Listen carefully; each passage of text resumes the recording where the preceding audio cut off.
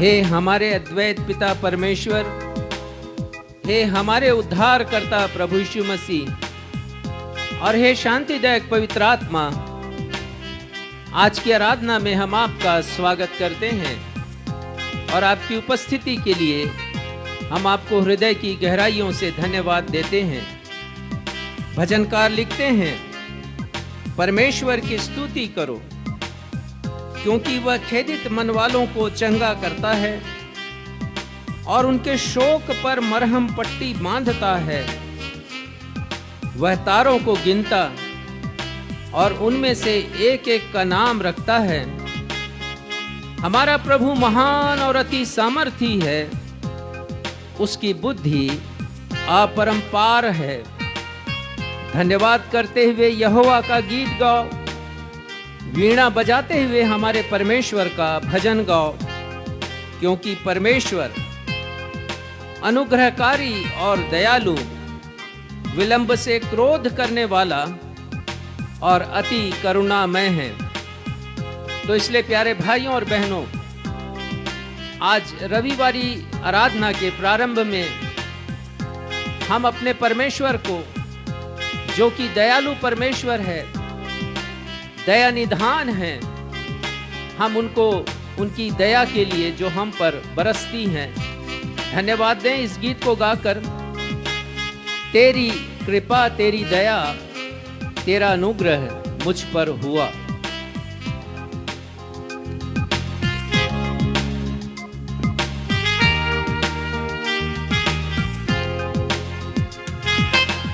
तेरी कृपा तेरी दया तेरा अनुग्रह मुझ पर हुआ। तेरी कृपा तेरी दया तेरा अनुग्रह मुझ पर हुआ। यीशु मेरे, यीशु मेरे, यीशु मेरे, यीशु मेरे, यीशु मेरे, यीशु मेरे, यीशु मेरे, यीशु मेरे।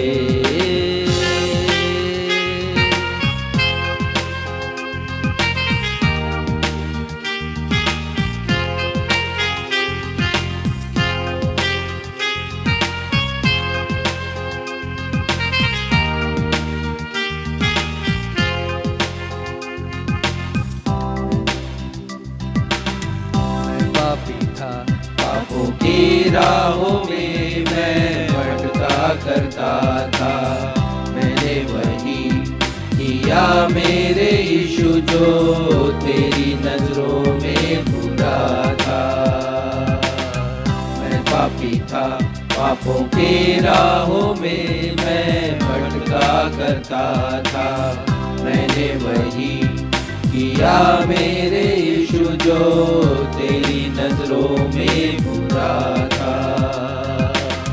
तेरी नजर मुझ पर हुई, मुझ पापी को तूने किया क्षमा।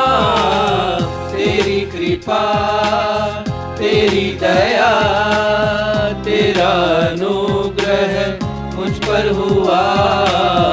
तेरी कृपा तेरी दया तेरा अनुग्रह मुझ पर हुआ। यीशु मेरे, यीशु मेरे, यीशु मेरे, यीशु मेरे, यीशु मेरे, यीशु मेरे, यीशु मेरे, यीशु मेरे, यीशु मेरे।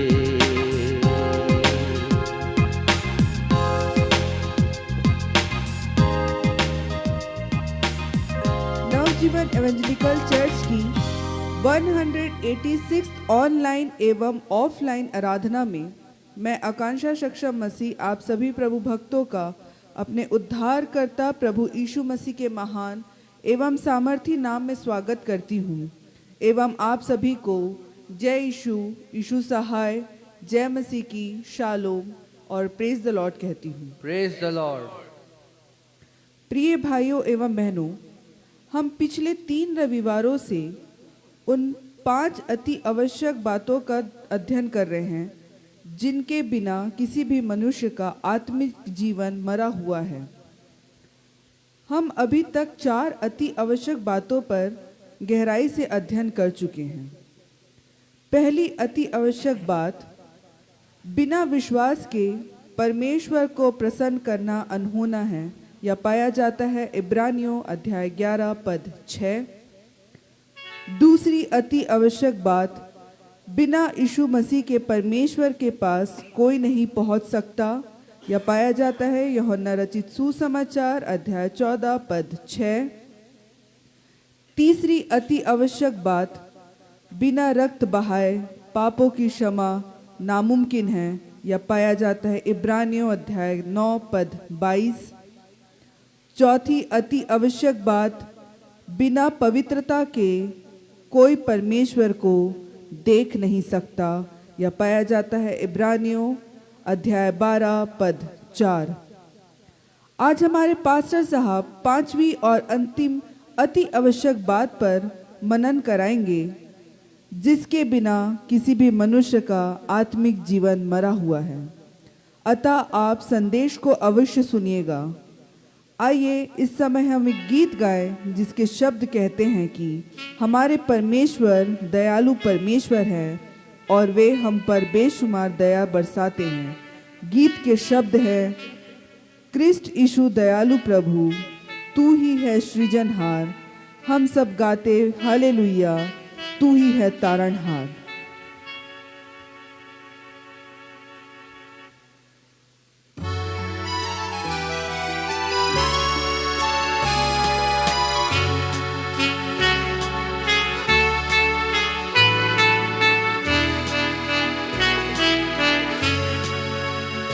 जी हाँ प्यारे भाइयों और बहनों, हमारे परमेश्वर दयावंत परमेश्वर हैं।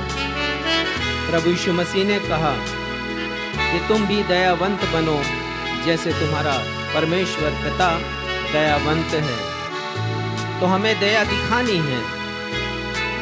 जब तक हम इस दुनिया में हैं, अपने अंतिम सांस तक हमें उन लोगों के ऊपर दया करनी है जो आवश्यकता में है, जो जरूरतों में है, ताकि हम पर दया हो उस समय जब हमारा न्याय हो।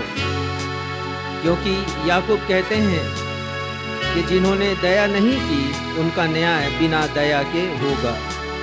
आइए हम सब परमेश्वर की महिमा में इस गीत को गाएं।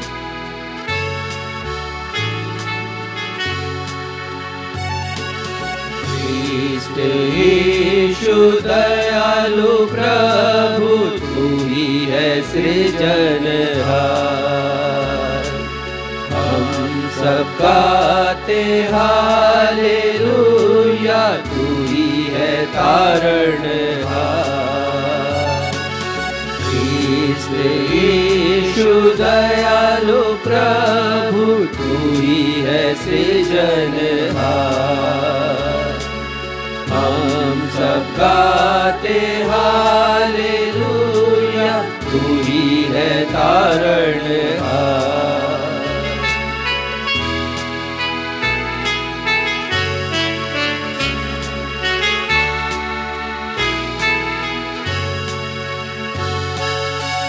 जन्म तूने जगत में लिया, निर्काल घर में जीवन बिताया, संकट कष्ट तूने उठाया, किया हमारा उद्धार।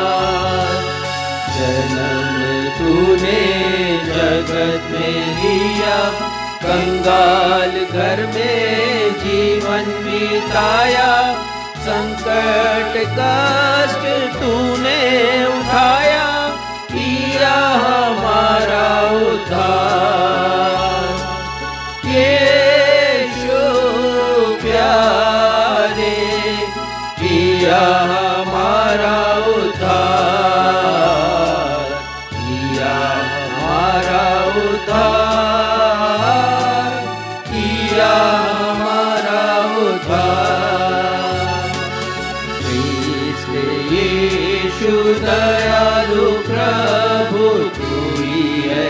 सृजनहार।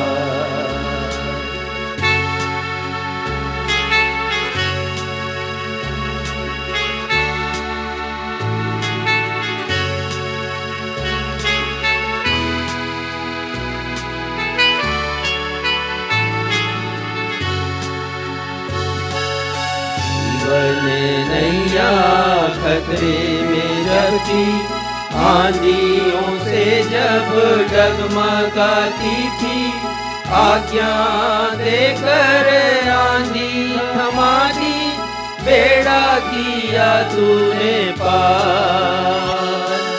जीवन नैया खतरे में जब थी, आंधियों से जब डगमगाती थी, आज्ञा देकर आंधी थमा दी, बेड़ा किया तूने पार। यीशु प्यारे, बेड़ा किया तूने पार, बेड़ा किया तूने पार, बेड़ा किया तूने पार। यीशु दयालु प्रभु, तू ही है सृजनहार। हम सब गाते हालेलुया, तू ही है तारणहार। क्रिस्त यीशु दयालु प्रभु, तू ही है सृजनहार। हम सब गाते हालेलुया, तू ही है तारणहार।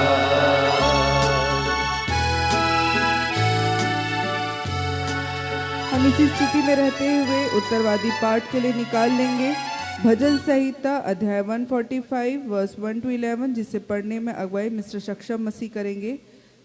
भजन संहिता 145 वर्स 1 to 11।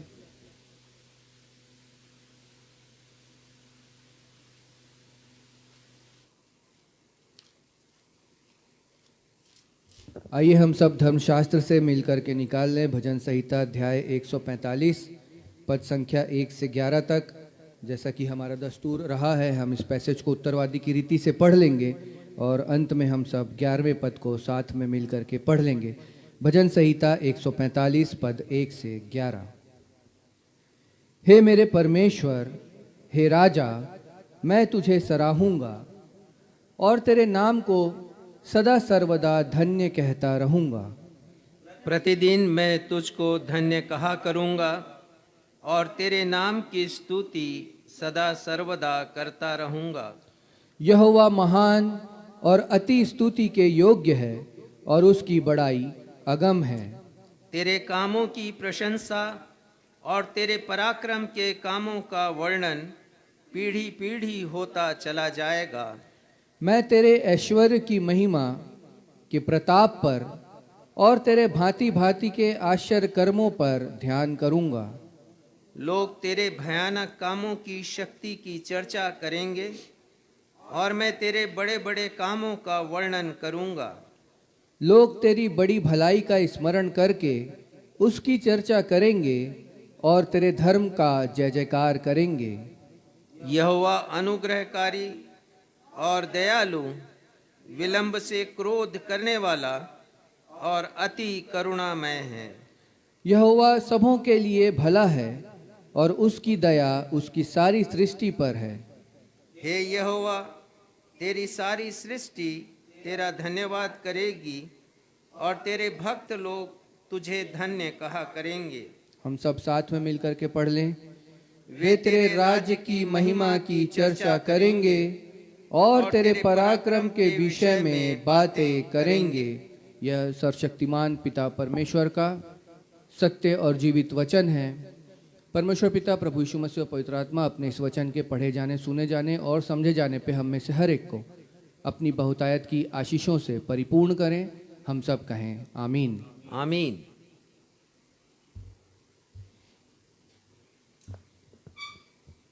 अब हमारे पास्टर साहब को अवसर होगा जब वे हमें कलीसियाई सूचनाओं से अवगत कराएंगे। सूचनाओं के पश्चात वे हमारे लिए मध्यस्थता की प्रार्थना करेंगे। यदि आपके पास कोई प्रार्थना अनुरोध है तो उसे फेसबुक के कमेंट बॉक्स पर लिखकर हमें भेज दीजिए, हम आपके लिए प्रार्थना करेंगे।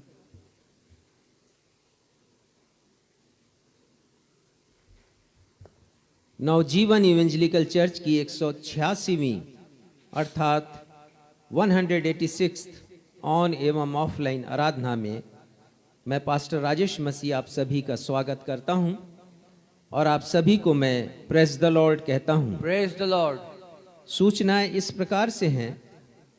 लेंट कालीन दैनिक आत्मिक ऊर्जा लेख जो मैं प्रतिवर्ष आप सभी को भेजा करता हूं 40 दिनों तक, वह इस वर्ष के लेंट काल में मेरी अत्यंत व्यस्तता के कारण नहीं आ पा रहा है। आप सभी से अनुरोध है कि आप प्रार्थना करें कि इस सप्ताह से मैं उन लेखों को लिख सकूं ताकि आप प्रतिदिन उस पर मनन करें और आत्मिक जीवन में प्रगति कर सकें। रूस यूक्रेन में युद्ध चल रहा है। 1 वर्ष उसके पूरे हो गए हैं और जैसा तनातनी है दोनों पक्षों की ओर से, तो लगता नहीं है कि ये युद्ध जल्दी समाप्त हो जाएगा, परंतु आशंका व्यक्त की जा रही है कि कुछ भीषण रूप भी ये युद्ध ले सकता है। इसके साथ साथ तुर्की में भूकंप आया, हम सब जान रहे हैं, और मैंने पढ़ा कि कल जापान में 6.1 मैग्नीट्यूड का भूकंप आया। जैसा मैंने बतलाया था आपको पहले कि न सिर्फ भूकंप की संख्या में उत्तरोत्तर वृद्धि हो रही है, परंतु उसके असर में भी वृद्धि हो रही है। अर्थात उसका जो मैग्नीट्यूड है वो निरंतर बढ़ता चला जा रहा है। इसी के साथ एक और बात हमारा ध्यान आकर्षित करती है और वो बात है क्लाइमेट चेंज, अर्थात मौसम में परिवर्तन। आप सब महसूस कर रहे हैं कि इस वर्ष जबकि ठंड पड़ना था तो ठंड नहीं पड़ी, और ये मौसम का प्रभाव इतना होता है फसलों पर, वन्य जीवों पर और हम पर भी, कि उसका असर एकदम से हमें पता नहीं चलता। पिछले वर्ष गेहूं की फसल जब पकने के लिए तैयार हुई तो उस समय ठंड पड़ना चाहिए था, लेकिन गर्मी पड़ी, और इस वर्ष भी ऐसा ही माहौल है। गर्मी पड़ने के कारण हमारे देश में गेहूं का उत्पादन कम हुआ, और इस साल भी, इस वर्ष भी यही आशंका व्यक्त की जा रही है। न सिर्फ गेहूं परंतु अन्य कृषि उत्पादनों में भी कमी आएगी, ऐसा अनुमान कृषि विशेषज्ञ लगा रहे हैं। फलस्वरूप पूरे विश्व में महंगाई बढ़ेगी, और इसी के साथ साथ हम देखते हैं कि न सिर्फ हम महंगाई से जूझ रहे हैं परंतु मानवीय मूल्यों में भी ह्रास हो रहा है। हत्याएं हो रही हैं, और जो चीज़, जो नैतिक बातें आज से वर्षों पूर्व घृणित समझी जाती थी, लोग नफरत की दृष्टि से देखते थे, आज उसकी प्रशंसा की जा रही है। ये सारी बातें एक और इशारा करती हैं, और वो इस ओर कि मुझे और आपको आत्मिक रूप से तैयार रहना है, और हम उन बातों की ओर ध्यान न लगाएं जिनसे हमारा आत्मिक जीवन कमजोर होता है। तो हमें सतर्क रहने की आवश्यकता है, सावधान रहने की आवश्यकता है, और ये देखने की आवश्यकता है कि हम किस ओर जा रहे हैं। फ्री आई कैंप लगाया जाएगा। द लेप्रोसी मिशन चांपा और MGM आई हॉस्पिटल रायपुर के तत्वावधान में, और ये उन लोगों के लिए फ्री आई कैंप लगा रहे हैं जो कि भिक्षावृत्ति पर आश्रित लोग हैं या कुष्ठ रोगी हैं। और आनंद की बात यह है कि हमने अपने शहर में 20 कुष्ठ पीड़ितों की पहचान की है, और बहुत दिन से वे प्रतीक्षारत थे कि उनके मोतियाबिंद का ऑपरेशन हो, और अब वो समय आ गया है। होली के बाद इन सभी का मोतियाबिंद का ऑपरेशन किया जाएगा, और वो भी मुफ्त। उनके लाने ले जाने की, उनके खान पान की पूरी व्यवस्था भी मुफ्त होगी, और दवाई और ऑपरेशन और लेंस जो कुछ भी लगेगा, जिसका मूल्य हजारों रुपए होता है प्रति पेशेंट, वो संस्था के द्वारा दिया जाएगा। तो आप इस बड़े काम को भी अपनी प्रार्थना में स्मरण रखें। प्रार्थना अनुरोध इस प्रकार से है। बहन बिस्मा के पेट में ट्यूमर है, उनको चक्कर आता है और हाथ पांव उनके ठंडे पड़ जाते हैं। परमेश्वर पिता से हम उनकी चंगाई की प्रार्थना करते हैं। हम प्रार्थना करते हैं धनगांव एवं कोहका की नवजीवन कलीसियाएं प्रभु में आशीषित हो सकें। हम प्रार्थना करते हैं कि हमारे चर्च भवन का निर्माण कार्य जो भिलौनी में चल रहा है, वो सुचारू रूप से निरंतर चलता रहे और उसकी हर एक आवश्यकताएं पूरी होती रहें। हम प्रार्थना करते हैं बहन अनीता के फाइब्रॉइड ट्यूमर के लिए और उसके ऑपरेशन के लिए, कि वो ऑपरेशन सफल हो सके। हम प्रार्थना करते हैं बेटी लक्ष्मी का स्वास्थ्य अच्छा रहे, परमेश्वर की कृपा उनके ऊपर हो। हम प्रार्थना करते हैं दुलौरी बहन के लिए, उनके पेट में जलन होता है और आंखों में भी तकलीफ है। परमेश्वर पिता से हम उनकी चंगाई के लिए प्रार्थना करते हैं। हम प्रार्थना करते हैं श्रीमती पीडी सिंह के लिए। इन दिनों वो अस्पताल में भर्ती हैं, काफ़ी दिनों से वो बीमार हैं। हमारी प्रार्थना है कि परमेश्वर पिता की कृपा उनके ऊपर हो। अस्थमा की एक्यूट पेशेंट हैं, परमेश्वर पिता उन्हें चंगाई प्रदान करे। हम प्रार्थना करते हैं श्रीमती निशा लाजरस के लिए। पिछले दिनों उनका स्वास्थ्य एकदम से बिगड़ गया और स्थिति ये हुई कि उनको वेंटिलेटर में भी रखा गया। हमने प्रार्थना है कि परमेश्वर से जहाँ उम्मीद नहीं थी, परमेश्वर ने वहाँ उम्मीद उत्पन्न की, उन्हें चंगाई दी। वो घर आ गई, लेकिन पता चला कि उन्हें फिर से हार्ट अटैक आया है। परमेश्वर पिता से हम उनकी चंगाई के लिए प्रार्थना करते हैं। धन्यवाद के विषय इस प्रकार हैं।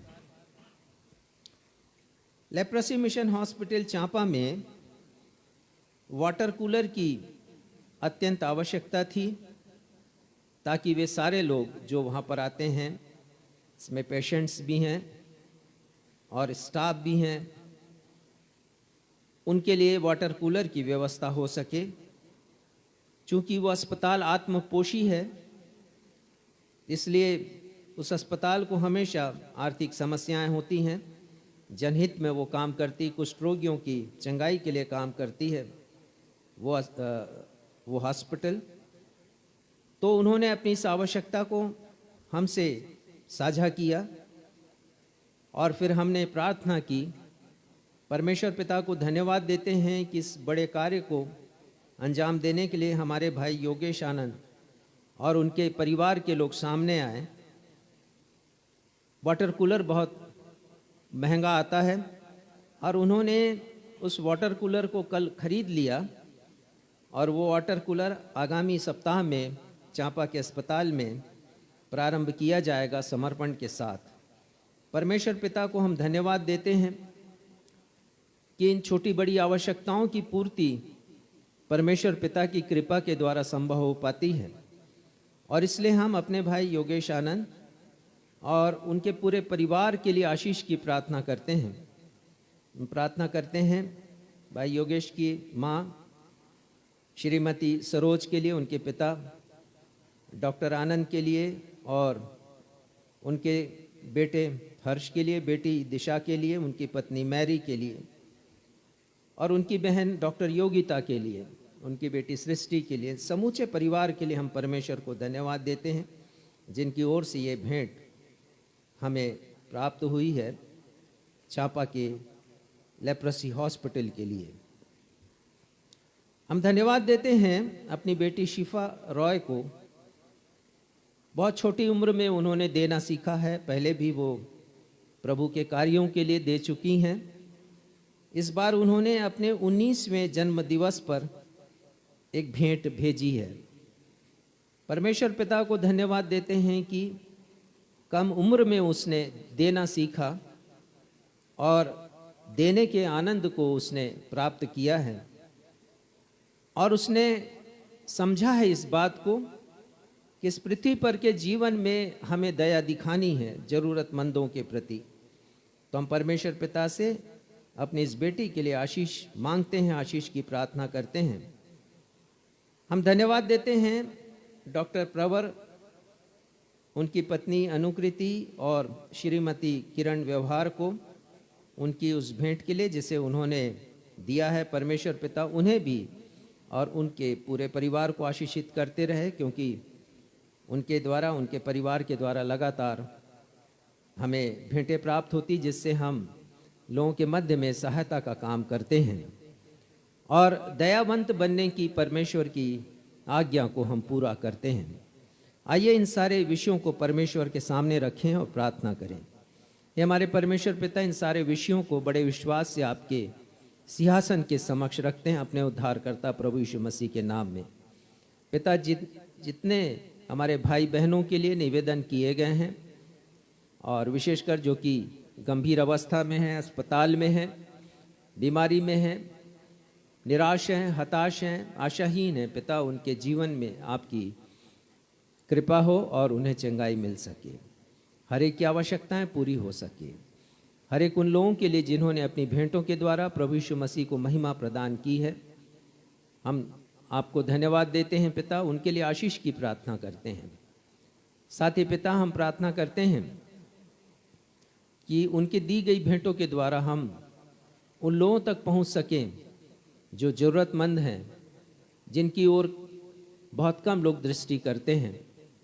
आपका वचन हमें सिखाता है कि हमें दया करना है, और ये बड़ा आवश्यक है क्योंकि आपकी आज्ञा है।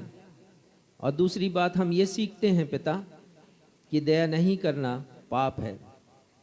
तो होने दीजिए पिता कि हम आपके स्वर्गीय सिंहासन के सामने, न्याय के दिन न्यायासन के सामने खड़े रहने की योग्यता हासिल करें कि दूसरों के ऊपर हम दया करें। पिता, हम फिर से आपकी हर एक कृपा के लिए आपको धन्यवाद देते हैं और अपनी इस प्रार्थना को आपके बेटे हमारे उद्धारकर्ता प्रभु यीशु के नाम से मांगते हैं, जिन्होंने ये प्रार्थना करना सिखाया। हे हमारे पिता, आप जो स्वर्ग में हैं, आपका नाम पवित्र माना जाए, आपका राज्य आए, आपकी इच्छा जैसे स्वर्ग में पूरी होती है वैसे इस पृथ्वी पर भी पूरी हो। हमारे दिन भर की रोटी आज हमें दीजिए, और जिस प्रकार हमने अपने अपराधियों को क्षमा किया उसी प्रकार हमारे अपराधों को क्षमा कीजिए। हमें परीक्षा में नहीं लाइए बल्कि बुराई से बचाइए, क्योंकि राज, पराक्रम और महिमा सदा आपके हैं। आमीन।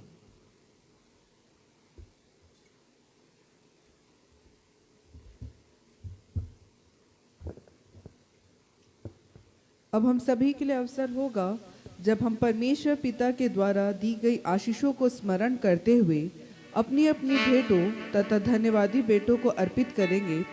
यदि हमारे ऑनलाइन दर्शक भी अपनी भेंटों को हमारी कलीसिया के द्वारा किए जा रहे सेवा के कार्यों, कलीसिया भवन के निर्माण अथवा परमेश्वर के राज्य के विस्तार के लिए देना चाहें तो आपका स्वागत है।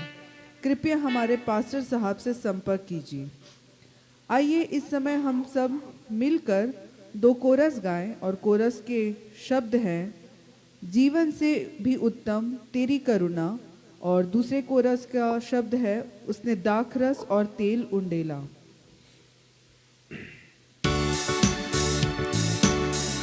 कलीसिया में कोरसेस बहुत कम गाए जाते हैं, ये सोचकर कि संडे स्कूल के ये कोरस हैं, परंतु ये कोरसेस हम सबके लिए हैं। आइए आज 2 कोरस को हम गाएंगे जिनके विषय में अभी आपको बताया गया। पहले हम गाएंगे जीवन से भी उत्तम तेरी करुणा, और उसके बाद तूने दाखरस और तेल उंडेला। ये दोनों कोरस, आज के सारे गीत हमारे आज के विषय से संबंधित हैं। जीवन से भी उत्तम तेरी करुणा, जीवन से भी उत्तम तेरी करुणा, जीवन से भी उत्तम तेरी करुणा, जीवन से भी उत्तम तेरी करुणा। होठों से स्तुति करूँगा सर्वदा, तेरे नाम से मैं हाथ उठाऊंगा, तेरे नाम से मैं हाथ उठाऊंगा प्रभु, तेरे नाम से मैं हाथ उठाऊंगा। होठों से स्तुति करूँगा सर्वदा, तेरे नाम से मैं हाथ उठाऊंगा।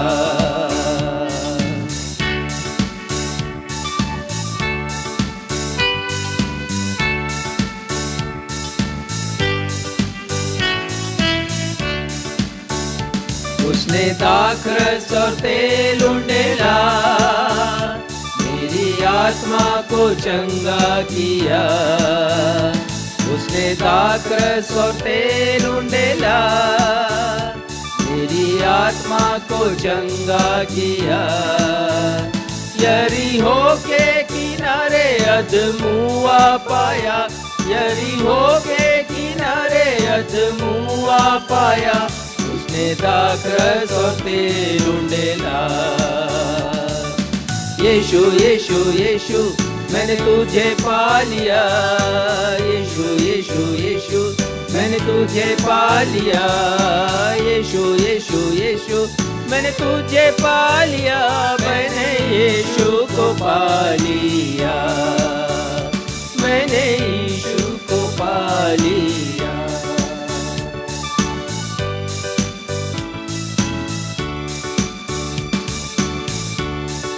भेंटों के लिए धन्यवाद की प्रार्थना भाई क्षितिज मसीह करेंगे। आइए इन भेंटों को परमेश्वर पिता के चरणों पर अर्पित करेंगे। हम सभी प्रार्थना में जाएंगे। महान जीवित अनुग्रहकारी पिता परमेश्वर, आराधना के इस समय जब हमने अपनी भेंटों एवं धन्यवादी भेंटों को आपके समक्ष रखा है, प्रेम पिता होने दीजिए कि आपको ग्रहण योग्य होने वाली हो सके। प्रार्थना और विनती करते प्रेम पिता, और हम जानते हैं, हमारा ये विश्वास है कि आप इन नश्वर भेंटों को तुच्छ समझते हैं, परंतु हमारे हृदय के बलिदान स्वरूप जो भेंट हम आपको अर्पित करते हैं वही आपको ग्रहण योग्य होती है। हम जानते हैं प्रेम पिता कि आप हमारे जीवनों में काम करते हैं। आपकी आशीष और आपके अनुग्रह से ही हम कुछ अर्जित कर पाते हैं इस संसार में। होने दीजिए प्रेम पिता कि आपका अनुग्रह और आपकी आशीष हमेशा हमारे साथ बने रहने पाए। प्रार्थना और विनती करते हैं जब इस लैंड काल से होकर के हम गुजरते हैं, जब प्रभु यीशु मसीह के बलिदान और उनके उद्धार को स्मरण करते हैं प्रेमी पिता, और अपने जीवनों को उस ओर ले जाने का प्रयास करते हैं जहां मसीह हमें ले जाना चाहते हैं, ताकि अनंत जीवन हमें मिलने वाला हो सके। तो होने दीजिए कि हमारे हृदय की बलि हम आपको चढ़ाने वाले हो सके, हमारे विचारों की भेंट हम आपको चढ़ाने वाले हो सके, और हमारे जीवन का जो सर्वोत्तम है प्रेमी पिता वो हम आपको देने पाएँ। प्रार्थना और विनती करते हैं प्रेमी पिता कि ये सिर्फ वाक्यों में ना हो, परंतु हम क्रियान्वित करने वाले हो सके अपने व्यवहार और अपनी क्रियाओं के द्वारा। प्रेमी पिता आपकी अगुवाई इन सारी बातों में चाहते हैं। प्रार्थना और विनती करते प्रेमी पिता, जिन्होंने अपने जीवन में बढ़ोतरी में से आपको दिया है, जिन्होंने अपनी आशीषों को स्मरण करके आपको दिया है, वे आपके द्वारा और भी आशीषित और फलवंत होने पाएँ। जिन्होंने अपनी कमी घटी में से आपको दिया है, आपको स्मरण किया है प्रेमी पिता, होने दीजिए कि उनकी कमियां और घटियां आपके नाम के द्वारा दूर होने पाए प्रेमी पिता। हम जानते हैं कि आप आश्चर्य कर्मों के करने वाले ईश्वर हैं, आप ब्रेक थ्रू के देने वाले ईश्वर हैं, आप जीवन को उलट पुलट कर देने वाले ईश्वर हैं। जिसके जीवन में जो समस्या है प्रेमी पिता आप भली भांति जानते हैं। अपना अनुग्रह और अपनी अगुवाई प्रदान कीजिए प्रेमी पिता, अपनी सामर्थ्य उन्हें दीजिए ताकि वे अपने जीवन को आपके अनुसार जीने वाले हो सके। प्रार्थना और विनती करते हैं आज के संदेश के लिए। होने दीजिए प्रेम पिता कि ये हमारे जीवन को आपकी राहों पर चलाने पाए। प्रार्थना और विनती करते हैं प्रेम पिता, बाकी की आराधना में आपकी अगुवाई और आपका अनुग्रह चाहते हैं, और इस विनती को अपने उद्धारकर्ता प्रभु यीशु के मधुर मीठे नाम से मांग लेते हैं, आमीन।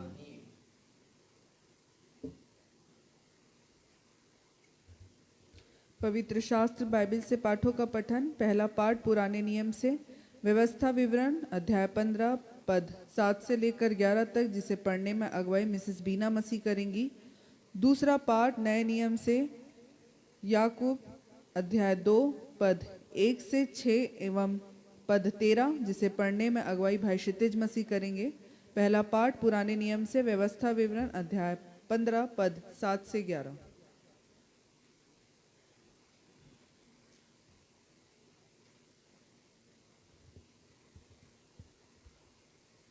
आप सबों को जय मसीह की। मैं धर्मशास्त्र से पुराने नियम से पढ़ लूंगी व्यवस्था विवरण उसका 15वां अध्याय पद 7 से 11 तक। परमेश्वर के वचन में इस प्रकार लिखा है, जो देश तेरा परमेश्वर यहोवा तुझे देता है उसके किसी फाटक के भीतर यदि तेरे भाइयों में से कोई तेरे पास दरिद्र हो तो अपने उस दरिद्र भाई के लिए न तो अपना हृदय कठोर करना और न अपनी मुट्ठी कड़ी करना। जिस वस्तु की घटी उसको हो उसकी जितनी आवश्यकता हो उतना अवश्य अपना हाथ ढीला करके उसको उधार देना। सचेत रह कि तेरे मन में ऐसी अधम चिंता न समाए कि 7वां वर्ष जो छुटकारे का वर्ष है वह निकट है और अपनी दृष्टि तू अपने उस दरिद्र भाई की ओर से क्रूर करके उसे कुछ न दे और वह तेरे विरुद्ध यहोवा की दुहाई दे तो यह तेरे लिए पाप ठहरेगा।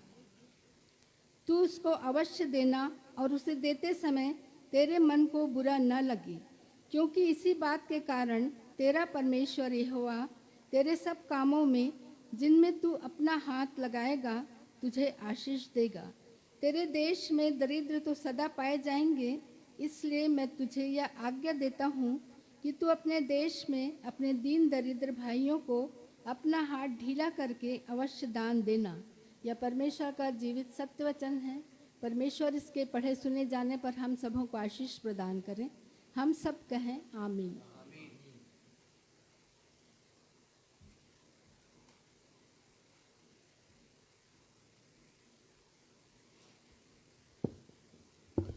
दूसरे पाठ के लिए निकाल लेंगे नए नियम से याकूब की पत्री पद 1 से 6, याकूब अध्याय 2 पद 1 से 6 एवं पद 13।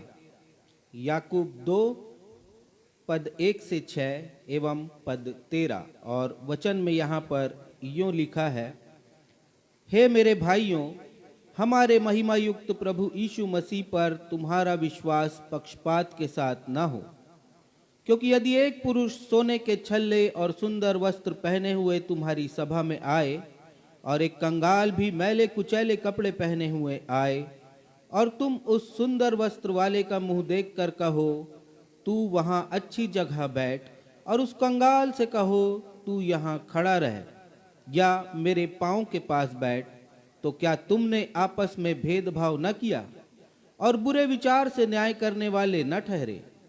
हे मेरे प्रिय भाइयों, सुनो, क्या परमेश्वर ने इस जगत के कंगालों को नहीं चुना कि विश्वास में धनी और उस राज्य के अधिकारी हों जिसकी प्रतिज्ञा उसने उनसे की है जो उससे प्रेम रखते हैं? पर तुमने उस कंगाल का अपमान किया। क्या धनी लोग तुम पर अत्याचार नहीं करते? और क्या वे ही तुम्हें कचहरियों में घसीट घसीट कर नहीं ले जाते? पद 13, क्योंकि जिसने दया नहीं की उसका न्याय बिना दया के होगा, दया न्याय पर जयवंत होती है। यह जीवते परमेश्वर का जीवता कलाम है। परमेश्वर पिता इसके पढ़े सुने समझे जाने पर हम में से हर एक को अपनी अगुवाई प्रदान करे। हम सब कहें आमीन। आमीन। सुसमाचार पाठ के लिए हम निकाल लेंगे मत्ती रचित सुसमाचार अध्याय 18 पद 23 से लेकर 34 तक, जिसे पढ़ने में अगुवाई रेवरेंड राजेश मसीह करेंगे। मत्ती रचित सुसमाचार अध्याय 18 वर्स 23 टू 34।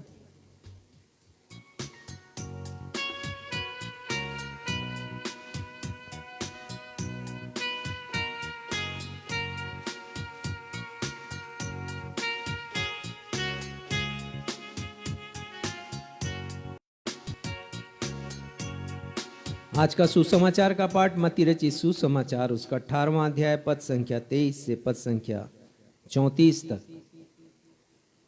और यहां इस प्रकार लिखा है, प्रभु यीशु मसीह ने कहा, इसलिए स्वर्ग का राज्य उस राजा के समान है जिसने अपने दासों से लेखा लेना चाहा।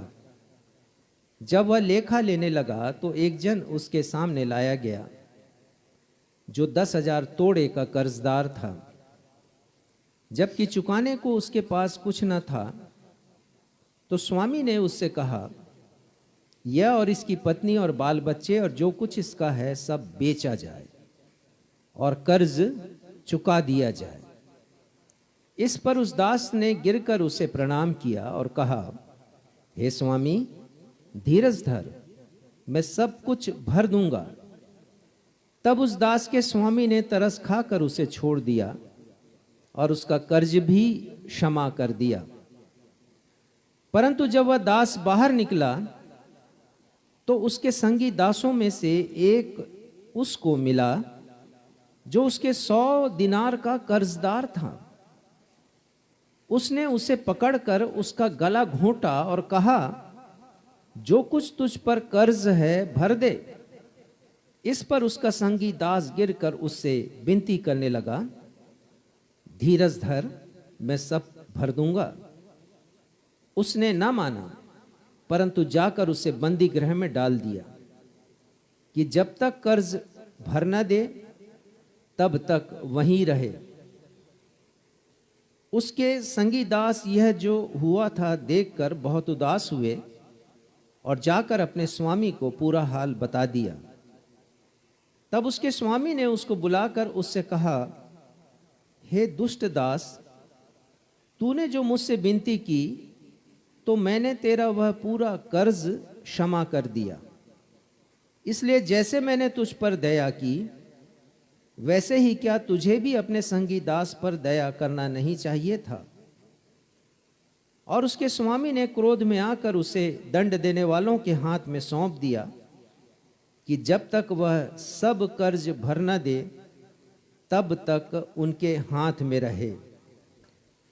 ये प्रभु यीशु ख्रिस्त का सुसमाचार है।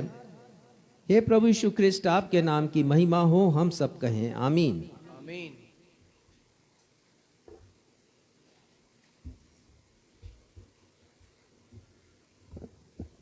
अब समय होगा जब हम परमेश्वर पिता के जीवित वचन से उनके दास रेवरेंड राजेश मसीह के द्वारा एक प्रेरणादायक, अर्थपूर्ण एवं प्रभावशाली वचन सुन सकेंगे।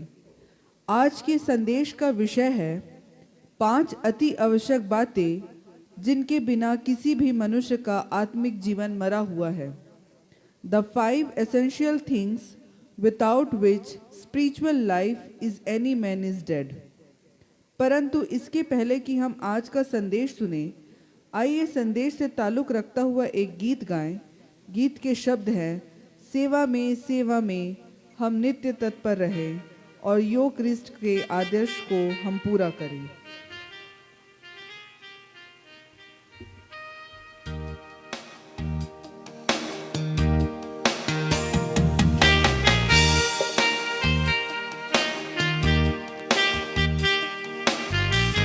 मसीह गीत संग्रह में ये गीत 389 नंबर पर है। मेनोनाइट में भी यह गीत 389 नंबर पर है। तो हमारे दर्शक अपनी गीत किताब से इन गीतों को हमारे साथ गा सकते हैं।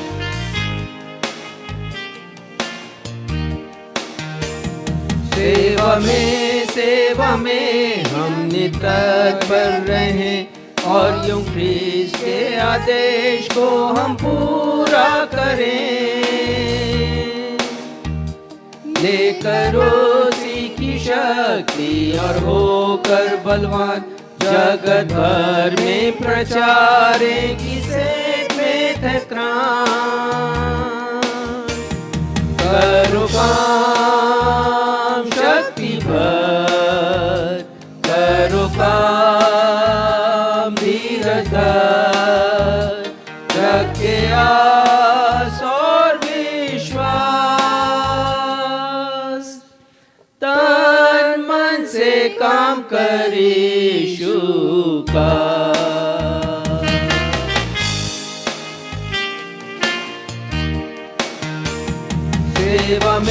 सेवा में भूखों को सब खिला, और प्यासों को जीवन के सोते पर ला।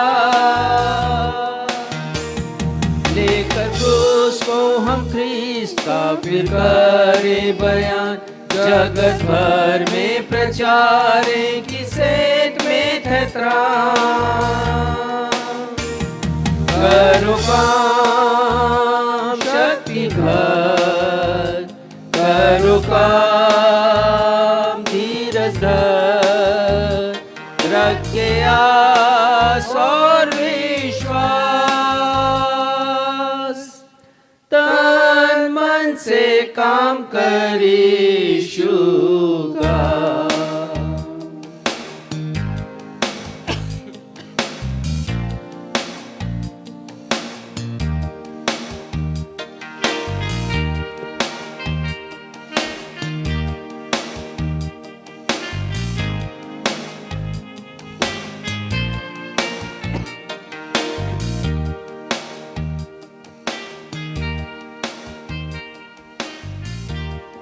हम पिछले 3 रविवारों से एक ही विषय पर अध्ययन कर रहे हैं और वो विषय है 5 अति आवश्यक बातें जिनके बिना किसी भी मनुष्य का आत्मिक जीवन मरा हुआ है। The 5 essential things without which spiritual life of any man is dead। हम चाहे कितना भी दावा कर लें कि हमारा आत्मिक जीवन परमेश्वर के सिंहासन के सामने खड़े होने के योग्य है, तो जरा ध्यान से इन 5 अति आवश्यक बातों के ऊपर हम गौर करें।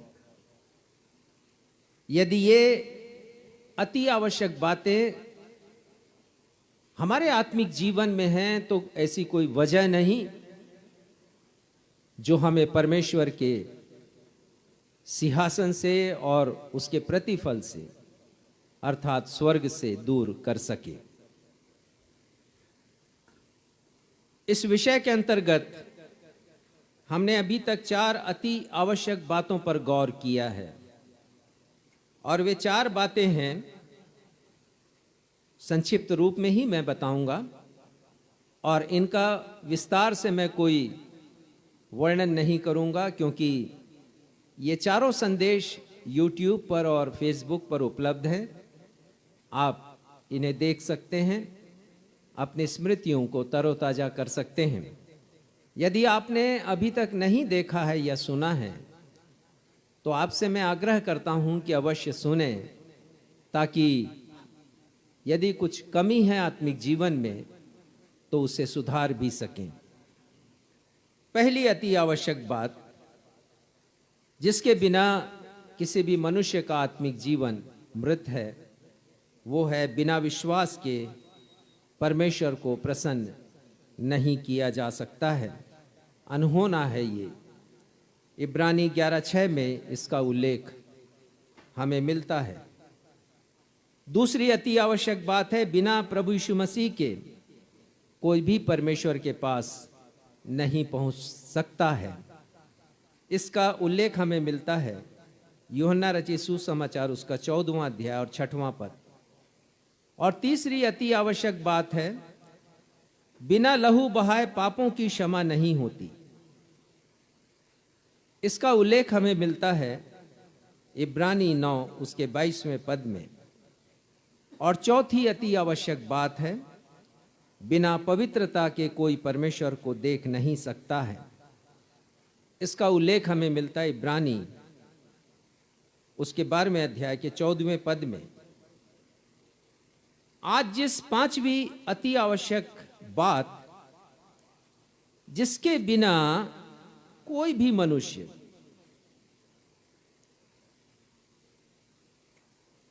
उसका आत्मिक जीवन मृत प्राय है, मरा हुआ है,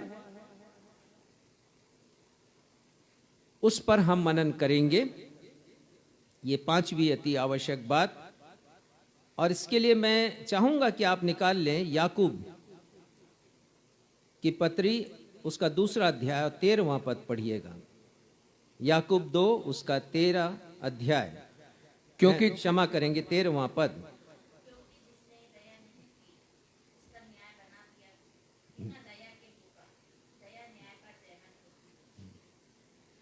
क्योंकि जिसने दया नहीं की उसका न्याय बिना दया के होगा, दया न्याय पर जयवंत होती है। यहाँ लिखा है,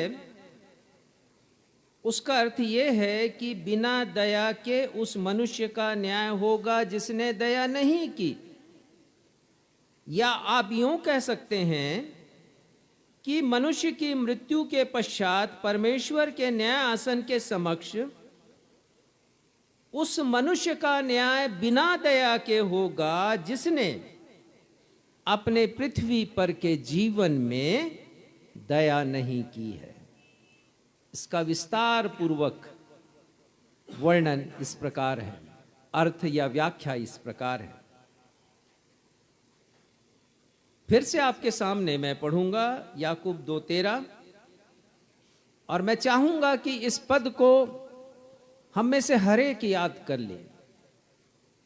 ये पद हमें दिशा दिखलाता है, ये पद हमें राह दिखलाता है कि यदि हमारे इस आत्मिक जीवन में दया करने की कोई कमी है तो हम उसको पूरा कर लें। संत याकूब लिखते हैं, जिसने दया नहीं की उसका न्याय बिना दया के होगा। मैं फिर से रिपीट करूंगा, जिसने दया नहीं की, वो मैं भी हो सकता हूं, आप भी हो सकते हैं, कोई भी हो सकता है, उसका न्याय परमेश्वर के न्याय सिंहासन के सामने मृत्यु के पश्चात बिना दया के होगा, क्योंकि दया न्याय पर जयवंत होती है। न्यू लिविंग ट्रांसलेशन में इस प्रकार आया है, because judgement without mercy will be shown to anyone who has not shown mercy to others, because mercy triumphs over judgment. संत याकूब ने हम सब के लिए यह पद एक चेतावनी के रूप में लिखा है, और वो कहना चाहते हैं कि जिस किसी मनुष्य ने पृथ्वी पर के जीवन में दया नहीं की है,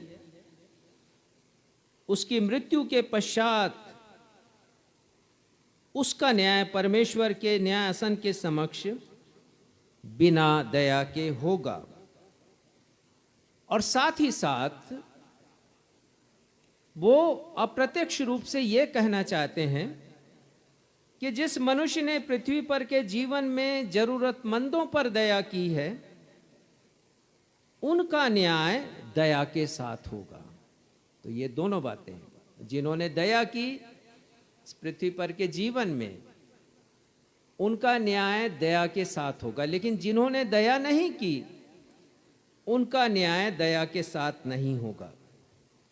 because mercy triumphs over judgement. Bible मनुष्य की मृत्यु के पश्चात पुनर्जन्म की बात नहीं करती है। बाइबल मनुष्य की मृत्यु के पश्चात न्याय की बात करती है। एक पद देखिएगा, इब्रानियों का ही 9वां अध्याय 27वां पद, इब्रानी 9 उसका 27वां पद। और यहां लिखा है, मनुष्यों के लिए, और जैसे मनुष्यों के लिए एक बार मरना और उसके बाद न्याय का होना नियुक्त है। हाँ, इब्रानी के लेखक लिख रहे हैं, मनुष्यों के लिए, हर एक मनुष्य के लिए जो इस पृथ्वी पर जिसने जन्म लिया है, उसे एक बार मरना ही है, और मृत्यु के पश्चात न्याय का होना अवश्य है। अवश्य का मतलब कोई इसको टाल नहीं सकता। इट इज अ मस्ट, इसको कोई भी टाल नहीं सकता है। मनुष्य की मृत्यु और उसके बाद न्याय, अर्थात पुनर्जन्म का विश्वास बाइबल के वचन के अनुसार नहीं है। दया करना, दयावंत होना, दयालुता दिखलाना बाइबल का एक प्रमुख विषय है। मत्ती 5 और उसके 7वें पद में पहाड़ी उपदेश में प्रभु यीशु मसीह जब धन्य लोगों के विषय में चर्चा करते हैं, उन लोगों के विषय में चर्चा करते हैं जो खुशनसीब हैं, जो प्रसन्नचित्त हैं, जो आशीषित हैं, जो धन्य हैं, तो वो लिखते हैं, कहते हैं 7वें पद में, धन्य है वे जो दयावंत हैं, क्योंकि उन पर दया की जाएगी।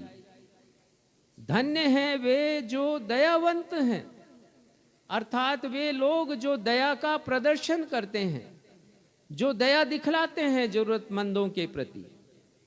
उन्होंने एक आशा दी है ऐसे लोगों के लिए।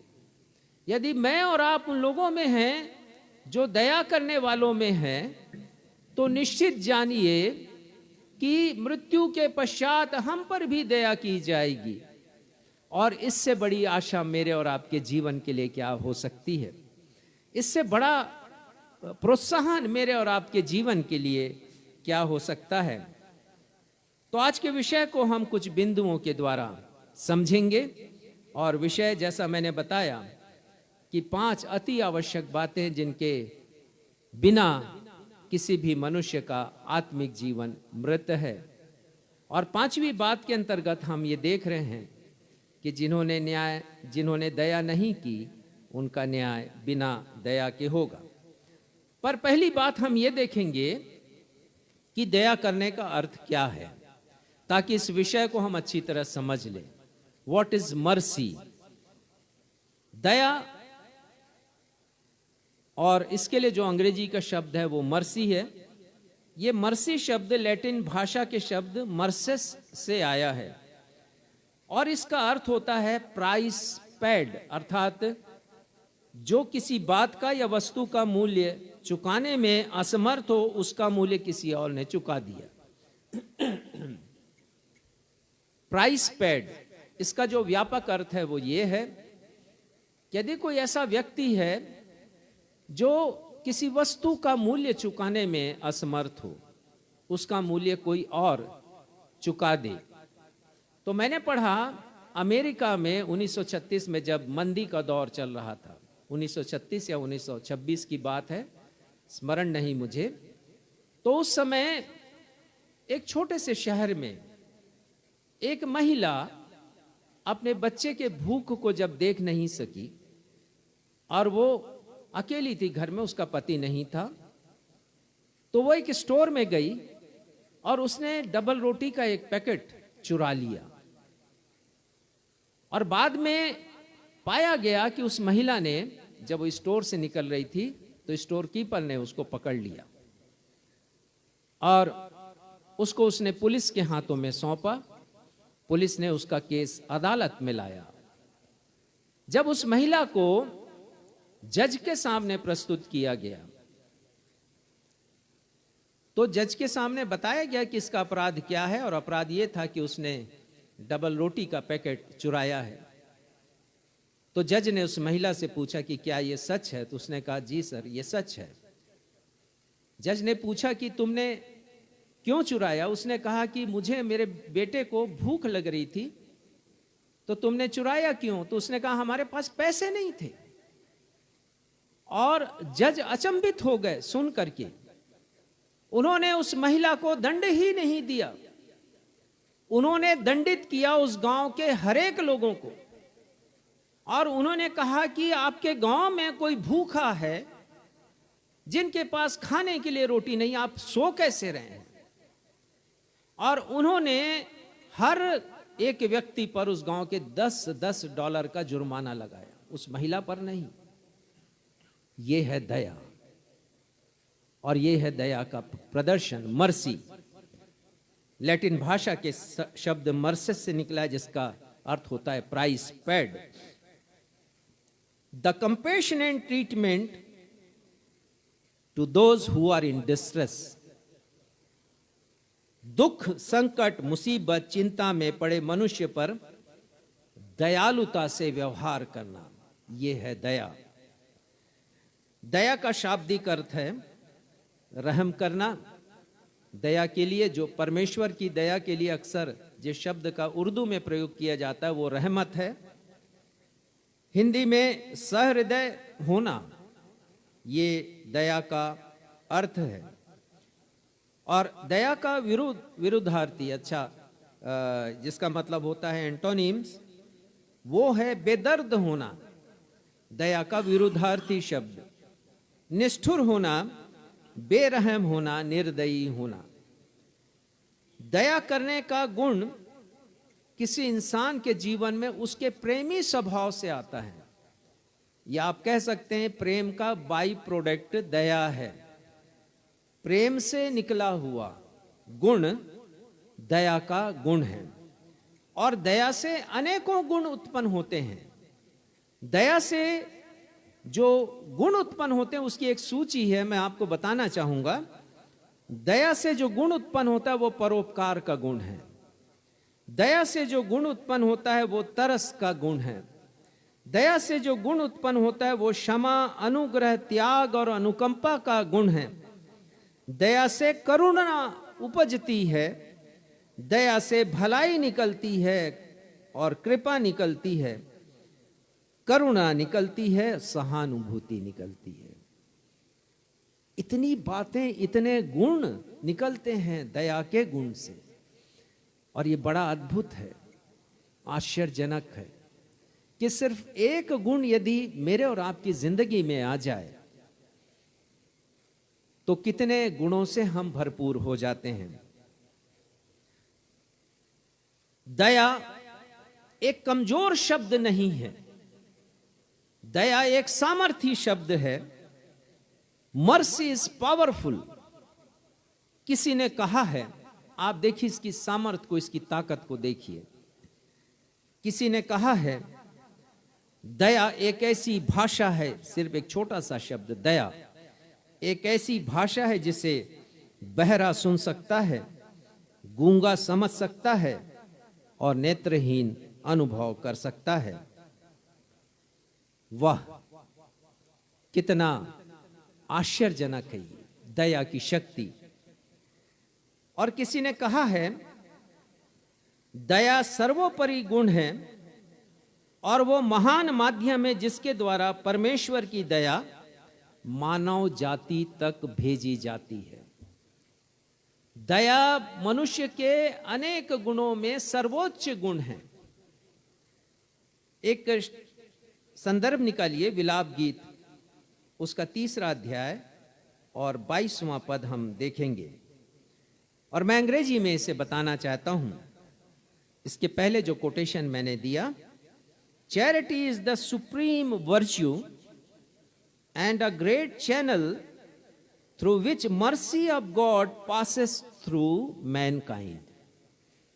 पढ़िएगा, विलाप गीत 3रा अध्याय 22वां पद। परमेश्वर की कृपा देखिए, बहुत बार हम नजरअंदाज कर देते हैं परमेश्वर की दया को, और यहां यिर्मयाह नबी लिखते हैं 3रा अध्याय 22वां पद, वो लिखते हैं हम मिट नहीं गए। पढ़िएगा, हम मिट नहीं गए, ये यहोवा की महाकरुणा का फल है। हम मिट नहीं गए हैं। यदि मैं जीवित हूं और यदि आप जीवित हैं, आपके शरीर में आपका हृदय धड़क रहा है और आप सांस ले रहे हैं, तो आप मिट नहीं गए हैं। और ये परमेश्वर की महाकरुणा अर्थात महादया के कारण है और उसका फल है। और आगे क्या लिखा है? क्योंकि उसकी दया अमर है। परमेश्वर की दया अमर है, वो कभी समाप्त नहीं होती, उसे कोई समाप्त नहीं कर सकता। इसके बारे में हम आगे भी देखेंगे, पर इसके आगे के पद के प्रथम भाग को पढ़िएगा। 23वां पद, प्रथम भाग। प्रति भोर वह नई होती रहती है। प्रति भोर परमेश्वर की दया नई हो जाती है। परमेश्वर की दया मुझ पर और आप पर कितनी होती है। हम सोते हैं रात को और इस आशा में कि हम सुबह उठेंगे, एक नई सुबह देखेंगे, और परमेश्वर की करुणा हम पर होती है, दया हम पर होती है, और एक नई सुबह हम देखते हैं। तो परमेश्वर की दया के बिना मैं और आप ना इस जीवन में और ना आने वाले जीवन में कुछ होंगे या कुछ हैं, परमेश्वर की कृपा के बिना। और इसीलिए हमने इस गीत को गाया। तेरी कृपा, तेरी दया, तेरा अनुग्रह जो मुझ पर हुआ, और परमेश्वर की दया जो मुझ पर और आप पर हुई सबसे अधिक। इस गीत के प्रथम पद में हमने गाया था, मैं पापी था, पापों के राह पर मैं चलता करता था, मुझ पर हुई तेरी कृपा, मुझ पर हुई तेरी दया, मेरे पापों को प्रभु यीशु मसीह ने क्षमा किया। ये दया है, सबसे बड़ी दया, मेरे पापों को क्षमा करना, परमेश्वर की सबसे बड़ी दया। दूसरी बात हम देखते हैं, और ये हम आ जाएं आज के सुसमाचार पाठ के ऊपर, और उस दृष्टांत पर हम मनन करेंगे जिसे प्रभु यीशु मसीह ने बतलाया है। मत्ती रचित सुसमाचार 18वां अध्याय और 23 पद से लेकर 34 पद तक एक एक पद हम देखेंगे और बहुत संक्षिप्त रूप में देखेंगे। कभी और हम इसके विस्तार के अध्ययन पर जाएंगे, लेकिन अभी हम आज के विषय के कारण कुछ ही शब्दों में इसका अध्ययन करेंगे। 23वां पद पढ़िएगा। तो पहले मैं बता दूं कि एक दृष्टांत है, और इस दृष्टांत का शीर्षक है निर्दयी दास, इसका टाइटल है। और आपकी सुविधा के लिए मैंने इस दृष्टांत को 3 हिस्सों में बांटा है, जिसको मैं दृश्य कहूंगा। 3 दृश्य हैं, और ये दृश्य हमारे सामने एक बड़ी तस्वीर प्रस्तुत करते हैं, और उस तस्वीर में जो प्रमुख हिस्सा है वो परमेश्वर का है, जो पेंटिंग है, समझिए ऐसे परमेश्वर जो कि दया से परिपूर्ण परमेश्वर है। पढ़िएगा 23वां पद, मत्ती रचित सुसमाचार 18वां अध्याय उसका 23वां पद। इसलिए स्वर्ग का राज्य उस राजा के समान है जिसने अपने दासों से लेखा लेना चाहा। हाँ, प्रभु यीशु मसीह कह रहे हैं कि स्वर्ग का राज्य, स्वर्ग के राज्य के गूढ़ भेद को प्रभु यीशु मसीह यहाँ पर समझा रहे हैं, और वो एक दृष्टांत यहाँ पर बता रहे हैं। उस राजा के समान है जिसने अपने, क्या लिखा है, अपने दासों से लेखा लेना से, चाहा। अपने सेवकों से वो हिसाब किताब ले रहे हैं। बुलाया सभी को, आओ आप सब लोग आओ, अपना अपना खाता बही लेकर के आओ और अपना हिसाब दो, जो धन मैंने तुम्हें दिया है राज्य की बढ़ोतरी के लिए, उस धन का तुमने कैसा उपयोग किया है। तो 24 पद में हम पढ़ते हैं, पढ़िएगा। जब वह लेखा लेने लगा तो एक जन उसके सामने लाया गया जो 10,000 तोड़े का कर्जदार था। हाँ, तो एक सेवक आया है राजा के सामने, एक के बाद एक जब सेवक आए हैं तो एक ऐसा सेवक भी आया है जो राजा के 10,000 तोड़ों का कर्जदार था। और ये मामूली रकम नहीं है। NIV बाइबल में मैंने देखा, उसमें लिखा 10,000 बैग्स ऑफ गोल्ड, अर्थात 10,000 थैलियां सोने से भरी हुई। इतने रुपयों का कर्जदार था वो। और हिंदी बाइबल में यदि आप फुट नोट्स देखेंगे तो तोड़े के लिए जो शब्द आया है वो शब्द है तालंतीन। तोलंतीन ये शब्द है, और ये इसका अर्थ दिया है कि एक थैली में 20 किलो चांदी। तो ऐसी 10,000 थैलियां। और मैंने कल रात को एक हिसाब लगाया कि उसका मूल्य कितना होगा 10,000 थैलियों का, जो चाहे चांदी से भरी हो या सोने से भरी हो। और मैंने हिसाब लगाया $12 मिलियन, अर्थात भारतीय मुद्रा में वर्तमान मूल्य होता 100 करोड़ रुपए। इतनी बड़ी राशि का वो कर्जदार है, और वो राजा के सामने लाया गया है। और समझने की बात यह है कि वो वैसे ही नहीं लाया गया होगा, जरूर हथकड़ी पहना करके लाया गया होगा उसको। 25वां पद पढ़िएगा। जबकि चुकाने को उसके पास कुछ न था तो उसके स्वामी ने कहा, या और इसकी पत्नी और बाल बच्चे और जो कुछ इसका है सब बेचा जाए और कर्ज चुका दिया जाए। तो राजा ने पूछा और कहा कि कर्ज भर दो। तो उसने कहा होगा कि मेरे पास तो 1 कौड़ी भी नहीं है। तो राजा नाराज हो गए और उन्होंने दंडित किया है उसको, और कहा है दंड की घोषणा है उसकी कि इसका सब कुछ बेच दिया जाए और उसकी पत्नी को और बच्चों को भी बेचा जाए। प्रभु यीशु मसीह के समय यह तो प्रथा थी कि जो कर्ज नहीं चुका पाता था तो उसके कर्ज नहीं चुका पाने के दंड को उसके परिवार वालों को भी भोगना पड़ता था। 26वां पद, जब ऐसा हुआ तब क्या हुआ, देखिए 26वां पद। इस पर उस दास ने गिरकर उसे प्रणाम किया और कहा, हे स्वामी धीरज धर, मैं सब कुछ भर दूंगा। तो उस दास ने भीख मांगी है, दया की भीख, और कहा है कि राजा साहब क्षमा कर दीजिए मुझको, धैर्य रखिए, एक एक पाई पाई मैं भर दूंगा। दंडवत किया, विनती किया, पांव पड़ा। तो क्या हुआ, 27वां पद। तब उस दास के स्वामी ने तरस खाकर उसे छोड़ दिया और उसका कर्ज भी क्षमा कर दिया। देखिए कितना अद्भुत ये राजा है, अद्भुत गुणों से परिपूर्ण। 100 करोड़ का ऋण उसने क्षमा कर दिया। इतनी बड़ी दया की उसके ऊपर राजा ने, क्योंकि राजा का जो चरित्र है वो दयावान है, वो दया से परिपूर्ण है, वो दयावंत है राजा। दया की अपील को उसने नहीं ठुकराया, उसका हृदय पिघल गया और उसने अपने सेवक पर दया की है। तो यह पहला दृश्य है। अब दूसरा दृश्य देखिए, 28वां पद। परंतु जब वह दास बाहर निकला तो उसके संगी दासों में से एक उसको मिला जो उसके 100 दिनार का कर्जदार था। उसने उसे पकड़कर उसका गला घोटा और कहा, जो कुछ तुझ पर कर्ज है भर दे। देखिए व्यवहार में परिवर्तन।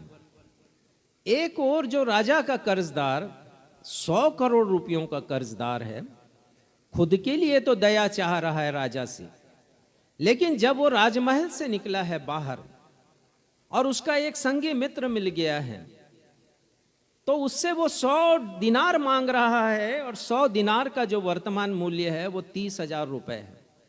कहां 100 करोड़ के लिए उसे दया मिली है और कहां 30,000 रुपए के लिए उसने संगी मित्र के कॉलर को पकड़ा है, उसके गले को दबाया है और बोला होगा कि अभी दे मेरे को 100 दिनार। और वो विनती कर रहा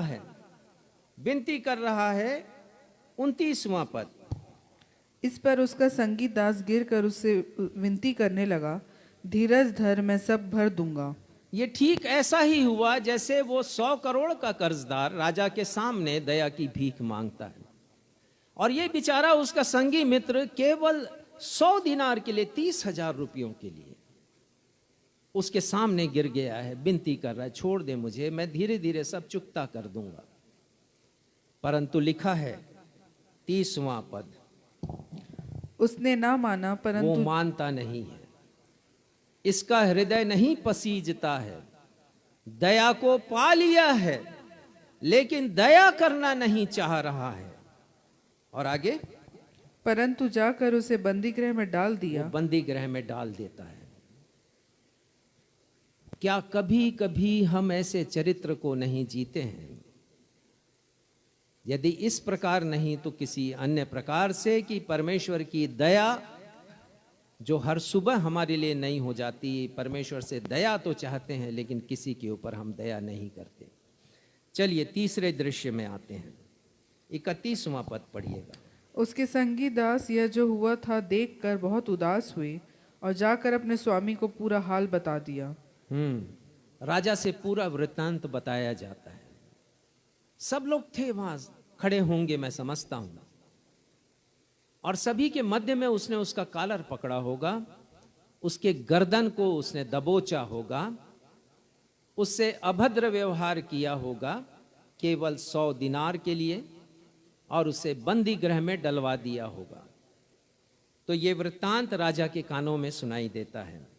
तो पद 32 को पढ़िएगा, 32वें पद। तब उसके स्वामी ने उसको बुलाकर उससे कहा, हे दुष्ट दास, तूने जो मुझसे विनती की तो मैंने तेरा वह पूरा कर क्षमा कर दिया। हाँ देखिए, राजा अपने कर्जदार को फिर से बुलाते हैं। पहली बार तो वो हाजिर हुआ था, फिर से सम्मन भेजा जाता है, उसको बुलाया जाता है। और ऐसे तो बुलाया नहीं गया होगा, हथकड़ियों में उसे बांधा गया होगा और राजा के पास वो लाया गया होगा। राजा उसे एक टाइटल देते हैं और जो टाइटल देते हैं वही इस दृष्टांत का टाइटल है, अर्थात शीर्षक है। राजा उसे कहते हैं दुष्ट दास, निर्दयी दास। राजा के द्वारा उसे दिया गया ये उपनाम है। और वो कहते हैं कि तूने मुझसे तो विनती की, तूने मुझसे चाहा कि मैं तुझ पर दया करूं, पर जब तेरी बारी आई तब तूने दया नहीं किया। और इसके बाद 33वां पद पढ़िएगा, जो कि इस पूरे दृष्टांत का हृदय स्थल है। पढ़िएगा। इसलिए जैसे मैंने तुझ पर दया की, वैसे ही क्या तुझे भी अपने संगी दास पर दया करना नहीं चाहिए था? देखिए दया का कितना ज्यादा महत्व है।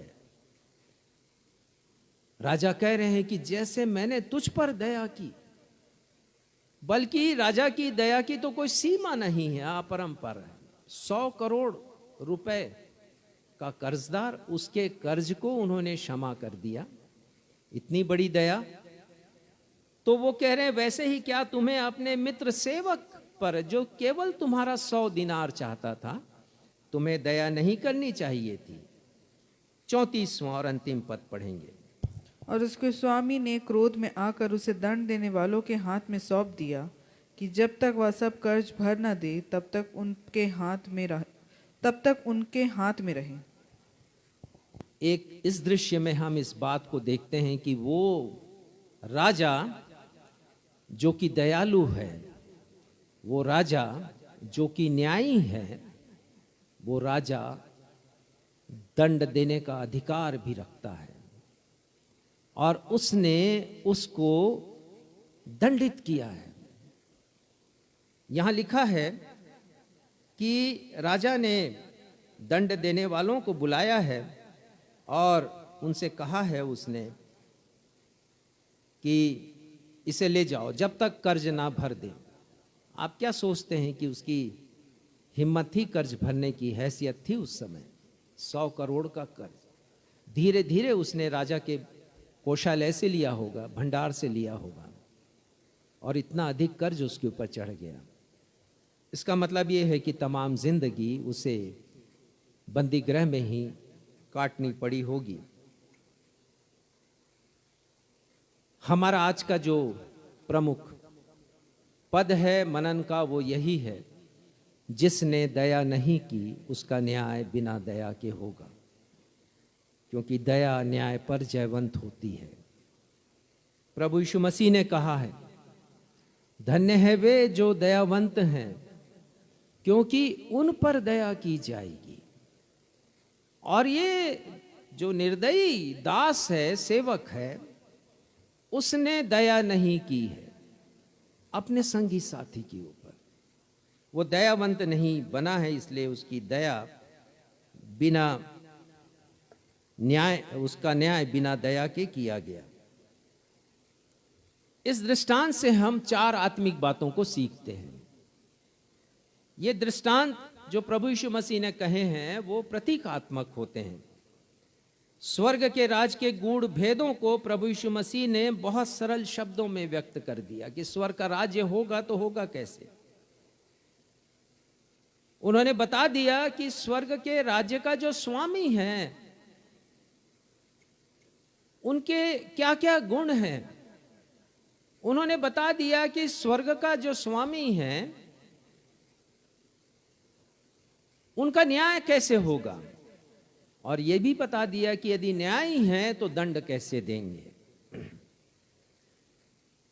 मत्ती 18 उसके 23 पद को पढ़िएगा। प्रभु यीशु मसीह क्या कहते हैं यहां पर? इसलिए स्वर्ग का राज्य उस राजा के समान है। हाँ, स्वर्ग का राज्य प्रभु यीशु मसीह बता रहे हैं। तो हमें भी जानने की आवश्यकता है, क्योंकि स्वर्ग का राज्य मुझे भी देखना है, आपको भी देखना है। तो जब हम देखेंगे तो कैसे हम उसे देखेंगे?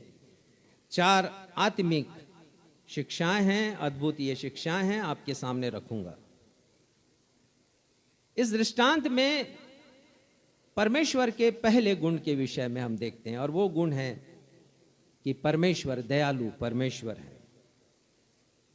बाइबल का परमेश्वर अनेक अंतर्निहित गुणों से परिपूर्ण है। ये हिंदी का शब्द दे रहा हूं, बहुत अच्छा शब्द है ये, अंतर्निहित। अंतर्निहित का मतलब अंग्रेजी देखें तो एट्रीब्यूट्स, अर्थात जो गुण हैं ऑलरेडी उनके जीवन में। जैसे कि कोई आप चीज लेते हैं आजकल, इलेक्ट्रॉनिक चीजें, और कहा जाता है ये बिल्ट इन है, ये जो गुण है उसमें, कार यदि है तो उसमें यदि ये गुण है, विशेषता है, तो वो बिल्ट इन है। तो अनेक अंतर्निहित गुण हैं परमेश्वर में भी, और उन्हीं अनेक गुणों में से एक प्रमुख गुण है कि परमेश्वर दयालु है। पुराने नियम में 12 बार परमेश्वर के इस सद्गुण का उल्लेख आया है, इस अंतर्निहित गुण का 12 बार उल्लेख आया है। और इस बात का उल्लेख पूरी बाइबल में सर्वप्रथम हमें तब मिलता है जब मूसा नबी परमेश्वर से विनती करते हैं। निकाल लें निर्गमन उसका 33वां अध्याय, और यहां हम देखते हैं कि मूसा जो सीने पर्वत पर हैं, 40 दिन 40 रात के लिए वो थे, तो उसी दरमियान उन्होंने परमेश्वर से विनती की है। 33 अध्याय का 13वां पद पढ़िएगा। और अब यदि मुझ पर तेरे अनुग्रह की दृष्टि हो तो मुझे अपनी गति समझा दे। हाँ, ये उनका निवेदन है कि परमेश्वर यदि आपकी अनुग्रह की दृष्टि मुझ पर है तो अपनी गति मुझे समझा दीजिए। और इसे स्पष्ट कर रहे हैं आगे कि मैं तेरा ज्ञान पाऊं, अर्थात मैं आपका ज्ञान पाना चाहता हूं, मैं आपके बारे में और जानना चाहता हूं, मैं आपकी गति जानना चाहता हूं, आपके गुणों के विषय में मैं जानना चाहता हूं परमेश्वर पिता। और तब परमेश्वर पिता अपने गुण को प्रकट करते हैं। इसी के आगे 34वें अध्याय के 5वें पद को पढ़िए। इसके पहले का जो दृश्य है इस मैं आपको समझा चुका हूं मेरे पिछले संदेश में।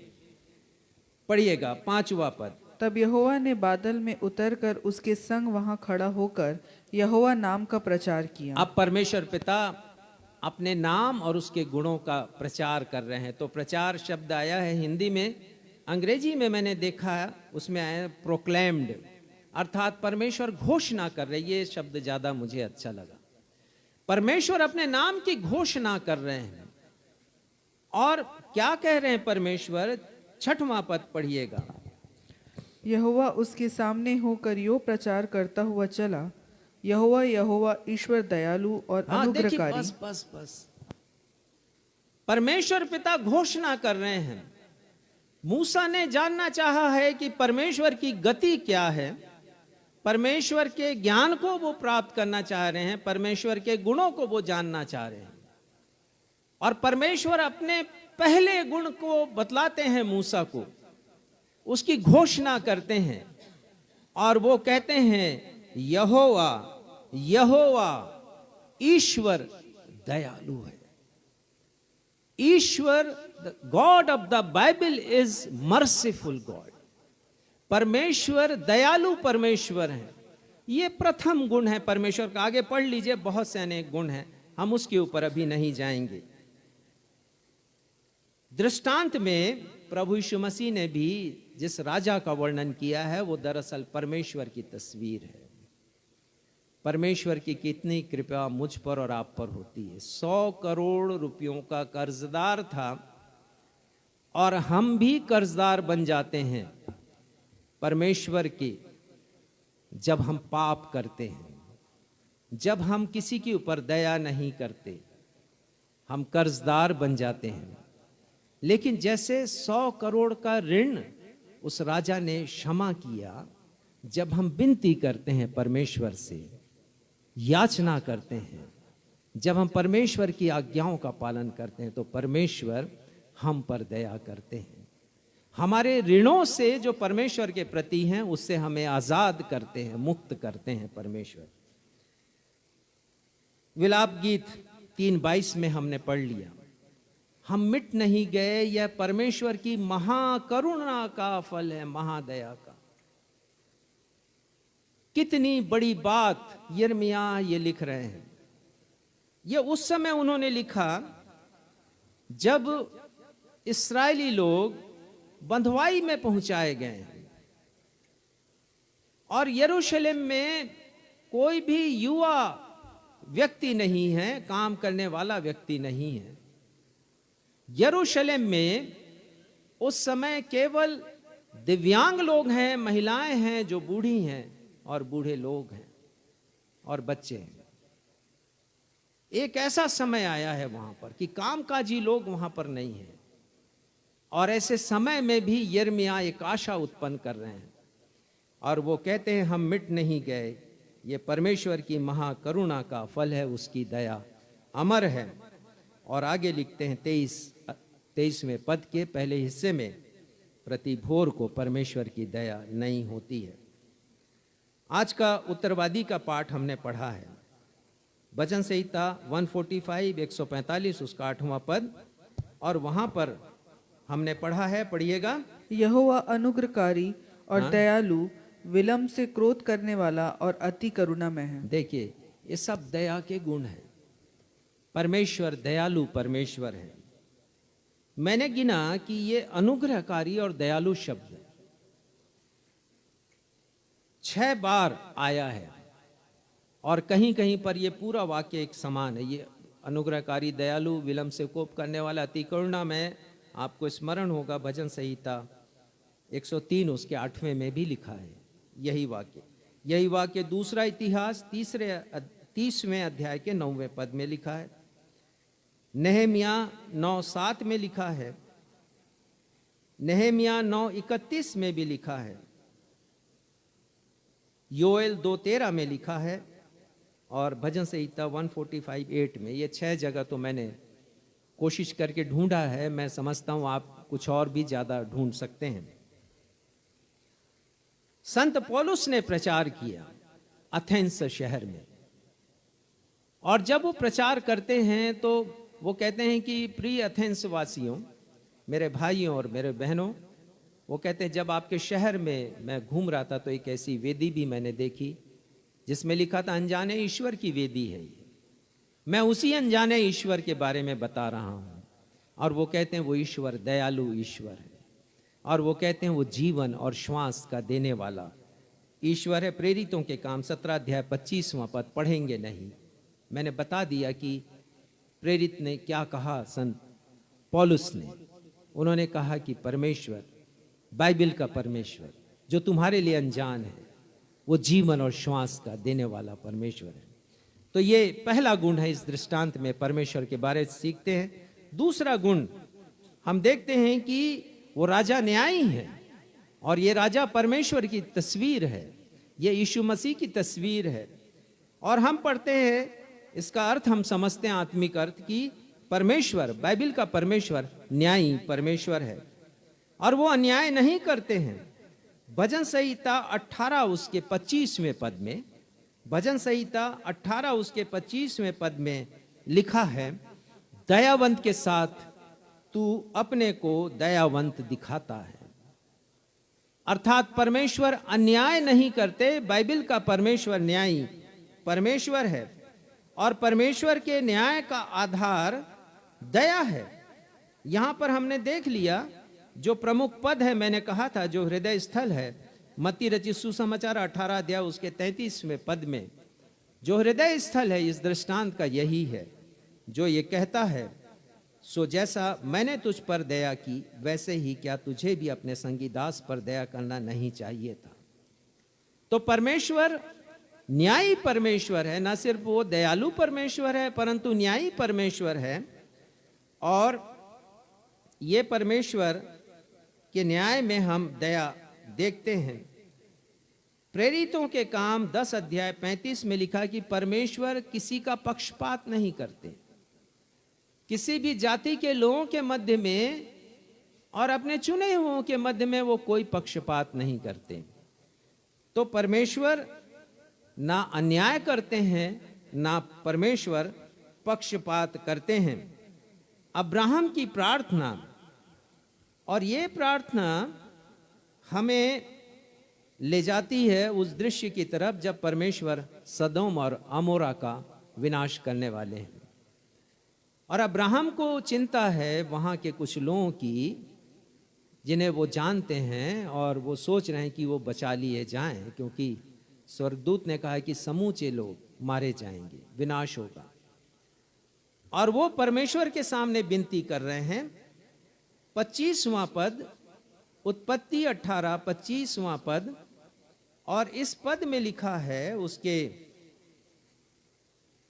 25वें पद में, इस प्रकार का काम करना तुझसे दूर रहे कि दुष्ट के संग धर्मी को भी आप मार डालें, और धर्मी और दुष्ट दोनों की दशा एक ही हो।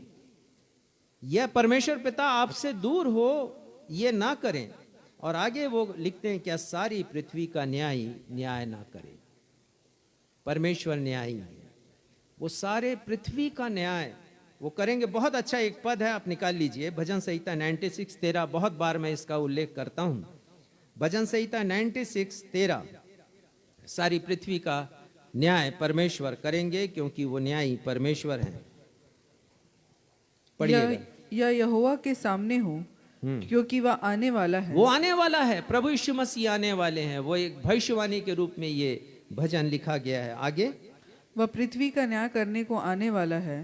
वह धर्म से जगत का और सच्चाई से देश देश के लोगों का न्याय करेगा। देश देश के लोगों का न्याय करेगा। ये परमेश्वर कुछ विशेष लोगों के न्याय करने के लिए नहीं है, विश्व के सारे लोगों का, चाहे वो किसी भी भाषा को बोलते हो, किसी भी देश को रहे, किसी भी युग में रहे हो, या किसी भी जाति के लोग क्यों ना हो, परमेश्वर देश देश के, जाति जाति के लोगों का न्याय करेगा। भजन संहिता 89 और उसका 14, इस पद में लिखा है, तेरे सिंहासन का मूल धर्म, तेरे सिंहासन का मूल धर्म और न्याय है।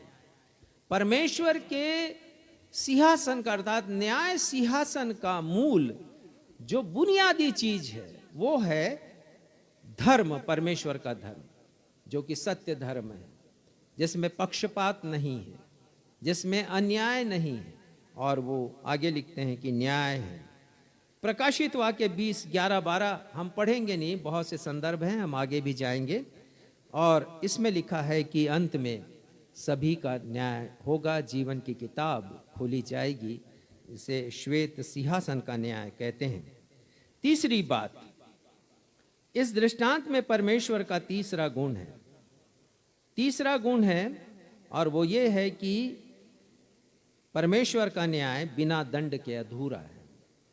राजा ने अपने न्याय को प्रकट किया है उस व्यक्ति के प्रति जो निर्दयी हो गया दूसरों के लिए, जिसने दया नहीं की। और राजा ने प्रकट किया, मैंने आपको बताया कि ये राजा परमेश्वर का प्रतीक है। राजा का न्याय दंड सहित था। 18 अध्याय के 34वें पद में हम पढ़ चुके हैं। निर्गमन 34 अध्याय, जिसे थोड़ी देर पहले अभी हमने पढ़ा था, उसमें हम एक बात देखेंगे। जब परमेश्वर घोषणा करते हैं अपने अंतर्निहित गुणों की, तो यहां पर लिखा है, 7वें पद को पढ़िएगा, हजारों पीढ़ियों तक निरंतर करुणा करने वाला, अधर्म और अपराध और पाप को क्षमा करने वाला है, परंतु दोषी को वह किसी प्रकार निर्दोष न ठहराएगा। वह पितरों के अधर्म दोषी को किसी रीति से निर्दोष नहीं ठहराएगा। अर्थात जो दंड के योग्य होगा उसे अवश्य दंडित करेंगे। तो मैं और आप भी दंड के भागी थे, परंतु संत पौलुस लिखते हैं रोमियो 8 उसके पहले पद में, इसलिए अब जो कोई मसीह यीशु में है उस पर दंड की आज्ञा नहीं है। और कई बार मैं आपको प्रभु भोज में बतलाता हूं कि प्रभु यीशु मसीह ने अपनी देह को दिया है मेरे और आपके लिए, कि जो दंड मुझे और आपको भोगना था, सहना था, उसे यीशु मसीह ने स्वयं सह लिया है। तो ये न्यायी है, और इस न्याय का न्याय बिना दंड के अधूरा है। किसी ने लिखा है, केवल दया दिखाने वाला परमेश्वर अन्यायी परमेश्वर है। अर्थात यदि कोई न्यायाधीश केवल दया ही दिखाता रहे, किसी को सजा ना दे, तो वो अन्यायी न्यायाधीश है। God all mercy is a God unjust. तो परमेश्वर अन्यायी नहीं है। यदि किसी ने ऐसा काम किया है, यदि किसी ने दया नहीं की है, तो परमेश्वर उसे अवश्य दंडित करेंगे। मत्ती 25 में हम पढ़ते हैं प्रभु यीशु मसीह के बारे में कि प्रभु यीशु मसीह सिंहासन पर बैठे विराजमान होकर आएंगे और इस पृथ्वी के लोगों का, सभी का वो न्याय करेंगे। और प्रभु यीशु मसीह ने दंड दिया है यहाँ पर, मत्ती 25 उसके 41 पद को पढ़िएगा। 41। तब वह बाई ओर वालों से कहेगा, हे शापित लोगों, मेरे सामने से उस अनंत आग में चले जाओ जो शैतान और उसके दूतों के लिए तैयार की गई है। हाँ, प्रभु यीशु मसीह दंडित करते हैं। किन्हें दंडित करते हैं? 42वां पद पढ़िएगा। क्योंकि मैं भूखा था और तुमने मुझे खाने को नहीं दिया। हाँ, इसके आगे आप पढ़ेंगे 42-43 में, तो उसका सार संक्षेप यही है कि तुमने दया नहीं दिखाई। किस पर दया नहीं दिखाई? उन छोटे से छोटों के ऊपर, जो दया के काबिल लोग थे, जिनके ऊपर तुम्हें दया करनी थी, तुमने उनके ऊपर दया नहीं दिखाई है।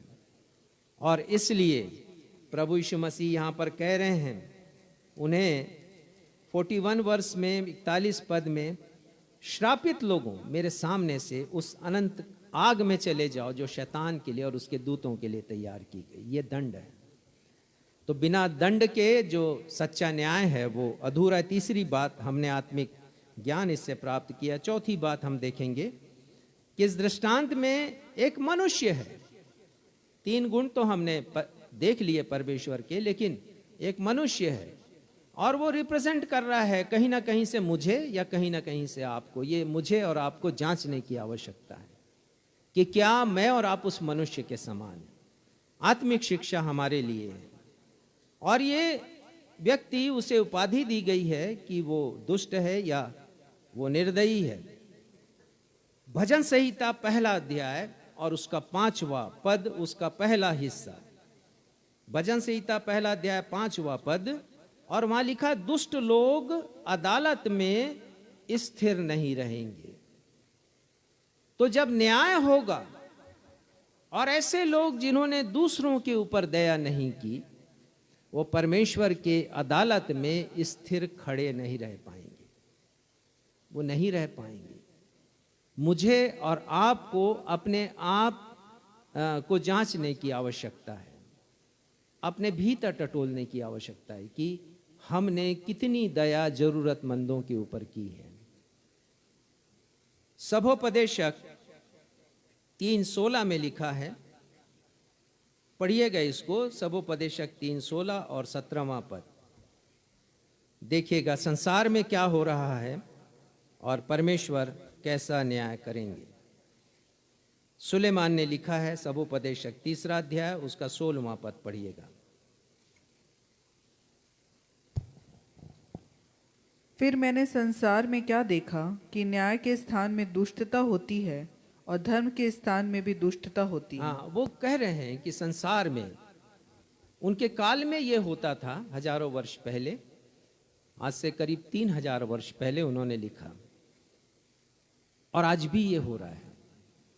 और क्या हो रहा है कि न्याय के स्थान में अन्याय हो रहा है और धर्म के स्थान में अधर्म हो रहा है। 17वां पद पढ़िएगा। मैंने मन में कहा, परमेश्वर धर्मी और दुष्ट दोनों का न्याय करेगा, क्योंकि हाँ, परमेश्वर धर्मी और दुष्ट दोनों का न्याय करेंगे। ये परमेश्वर का न्याय सच्चा न्याय है। उनके न्याय में अन्याय नहीं होगा, उनके न्याय में अधर्म नहीं होगा। अंतिम बात आपके सामने रखूंगा, समाप्त करूंगा अपने संदेश को, और ये बात है कि अब हमें अपने आप को जांचने की आवश्यकता है कि मैं और आप दया करने के मामले में कहाँ पर हैं। मैं और आप कितने दयावंत हैं। देखिए, प्रभु यीशु मसीह ने कहा है लूका 6:36 में, एक आज्ञा है प्रभु यीशु मसीह की जिसका पालन मुझे और आपको करना है। प्रभु यीशु मसीह यहाँ कह रहे हैं लूका 6:36 में, जैसा तुम्हारा पिता दयावंत है वैसे ही तुम भी दयावंत बनो।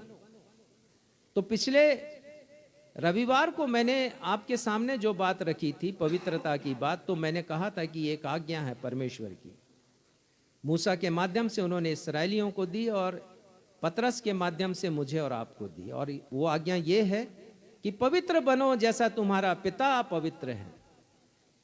तो एक आज्ञा है, और यही आज्ञा यहां पर प्रभु यीशु मसीह दे रहे हैं कि जैसा तुम्हारा पिता दयावंत है वैसे ही तुम भी दयावंत बनो। तो मुझे देखने की आवश्यकता है कि मैं कितना दयालु स्वभाव का हूं, मैं कितनी सहायता करता हूं लोगों की, मैं कितनी चिंता करता हूं, कितनी फिक्र करता हूं जरूरतमंदों की। बिना दया के हमारा न्याय भी बिना दया के होगा, हम भूले नहीं। दयालु सामरी का दृष्टांत लूका 10वें अध्याय पर हम आ जाएं। लूका उसका 10वां अध्याय, और हम देखेंगे यहाँ पर प्रभु यीशु मसीह से एक व्यवस्थापक ने प्रश्न किया है, और प्रश्न उसका वो है कि अनंत जीवन का वारिस होने के लिए मैं क्या करूं। लूका उसका 10वां अध्याय 25वें पद में वो व्यवस्थापक का प्रश्न है, और उसके प्रश्न के उत्तर में प्रभु यीशु मसीह स्वयं उससे प्रति प्रश्न करते हैं। और आगे चल करके 30वें पद के बाद प्रभु यीशु मसीह एक दृष्टांत बतलाते हैं जो पूरे विश्व में दयालु सामरी के नाम से प्रसिद्ध है। और हमारे देश में भी ये दयालु सामरी प्रसिद्ध हो गया है। इसको गुड समैरिटन का नाम दिया गया है गवर्नमेंट के द्वारा, हमारे देश की गवर्नमेंट के द्वारा। और ये कहा गया है कि यदि कोई सड़क किनारे दुर्घटना में किसी को देखता है तो वो प्रतीक्षा ना करे, पुलिस की प्रतीक्षा ना करे, किसी वाहन की प्रतीक्षा ना करे, उसके पास वाहन है तो खुद ही उसको लेकर के आए और अस्पताल में पहुंचाए और उसे पुरस्कृत किया जाएगा। तो ये तो प्रभु यीशु मसीह ने मुझे और आपको बतला दिया। तो गुड समैरिटन तो आजकल बहुत से लोग बन रहे हैं, मैं और आप कहां पर हैं? तो उन्होंने एक दयालु सामरी के बारे में बतलाया है, और दृष्टांत में वो कहते हैं कि एक व्यक्ति है जो यरूशलेम से यरीहो की यात्रा कर रहा है, और उसे घायलों ने मारा है, पीटा है। वो घायल अवस्था में सड़क पर पड़ा हुआ है, प्रतीक्षा में है कि कोई आए और उसकी सहायता करे, उसके जीवन को बचा ले, उसके प्राण को बचा ले। और प्रभु यीशु मसीह कहते हैं इतने में एक याजक निकला है वहां से, और वो कहते हैं कतरा कर चला गया। ये याजक प्रभु यीशु मसीह की दृष्टि में जो परमेश्वर की आराधना करता है, आराधना को लीड करता है, पर प्रभु यीशु मसीह की दृष्टि में वो दया रहित याजक है, वो निर्दयी याजक है। उसे तो परमेश्वर ने आज्ञा दी है, आगे हम देखेंगे कि उसे अपनी नजरें टेढ़ी नहीं करना ऐसे लोगों के प्रति, ऐसे लोगों की सहायता करना है। लेकिन लिखा प्रभु यीशु मसीह कहते हैं कतरा कर चला गया। और लेवी भी, उसका भी ऐसा ही आचरण हमें दिखता है यहां पर, वो भी निर्दयी है। पर हम पढ़ते हैं एक व्यक्ति के बारे में जो गुड समैरिटन कहलाता है, जिसने उसकी सहायता की है, उसके ऊपर दया की है, तरस खाया है।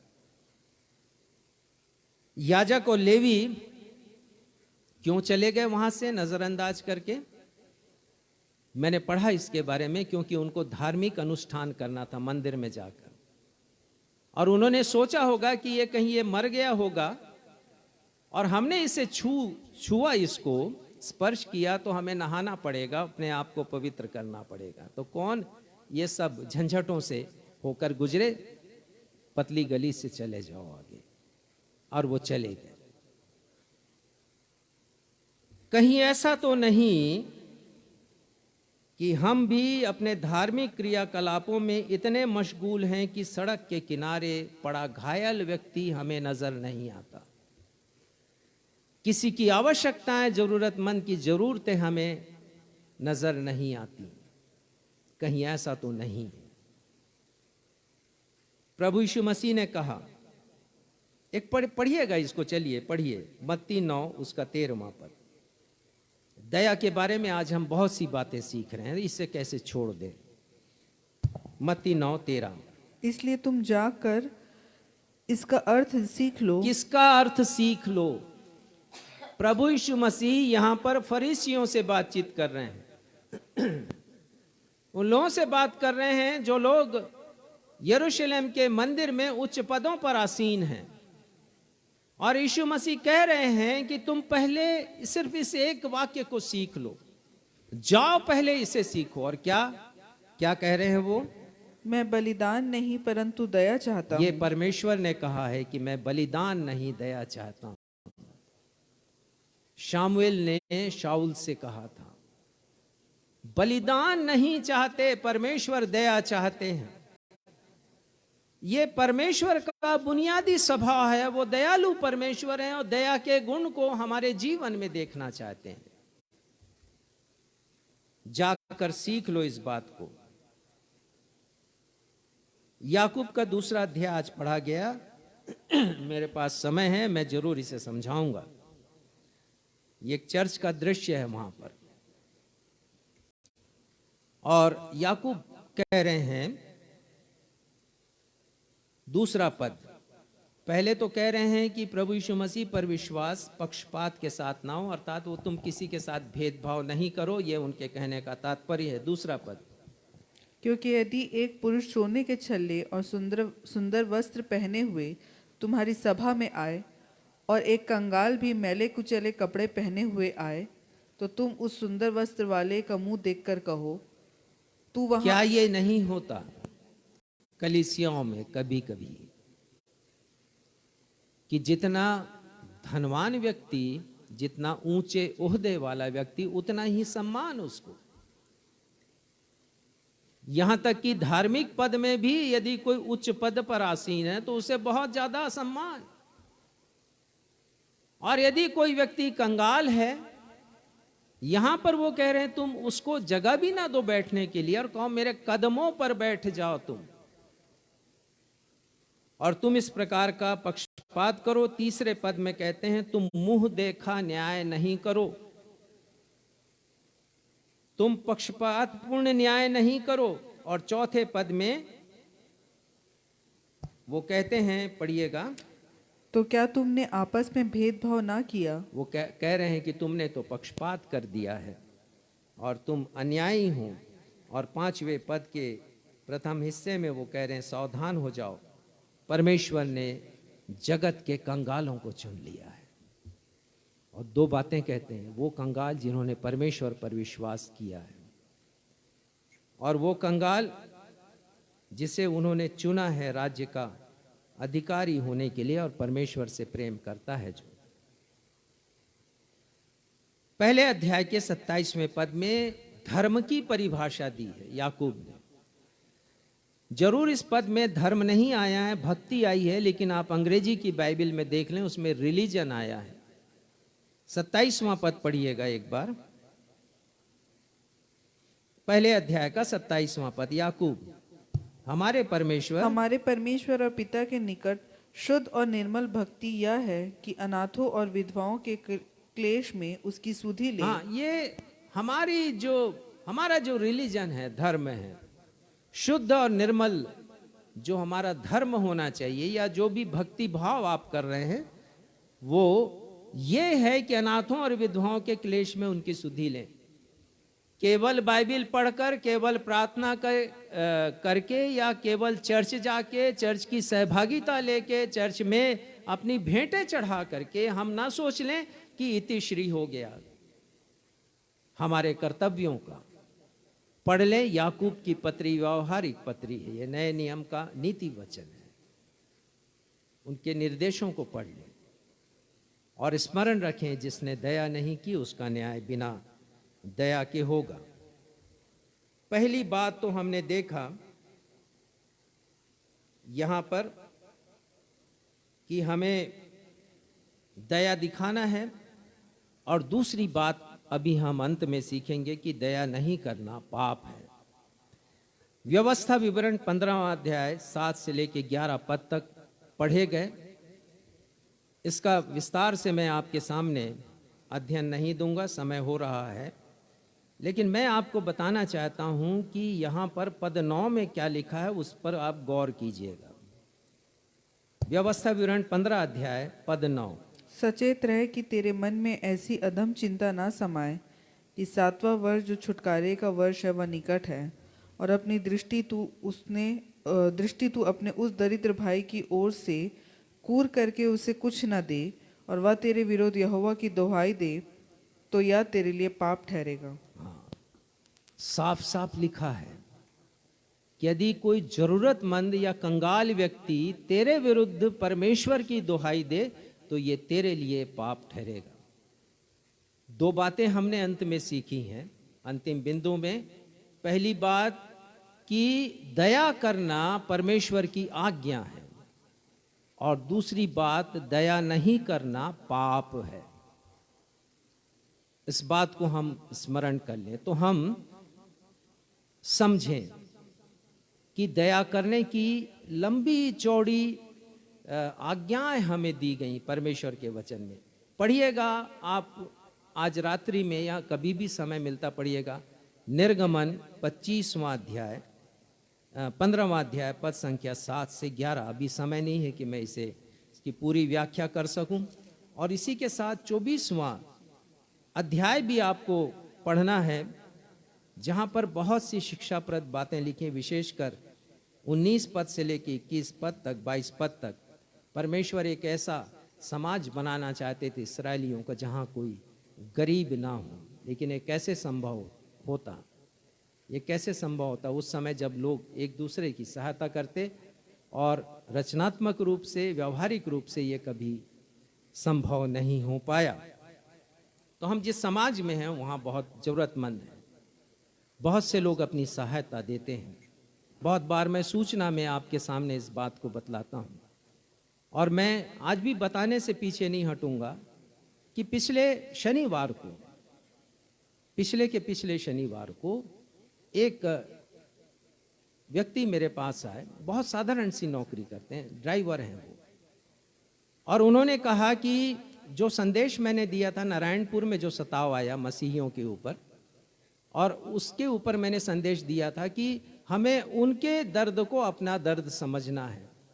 और ये बात उनके हृदय में लग गई, और उन्होंने अपनी बचत में से त्याग करके एक बड़ी राशि, मैं तो कहूँगा उनके अनुसार, उनके व्यवसाय या उनकी नौकरी के अनुसार एक बड़ी राशि उन्होंने दी कि वो राशि ऐसे लोगों के लिए भेजी जाए जिनके ऊपर सताव आया, जिन्होंने अपने घरों को छोड़ा है, जिनके पास खाने के लिए नहीं, जिनके पास रहने के लिए नहीं है जगह, परंतु अपने विश्वास में वो अभी भी दृढ़ और मजबूत बने हुए हैं।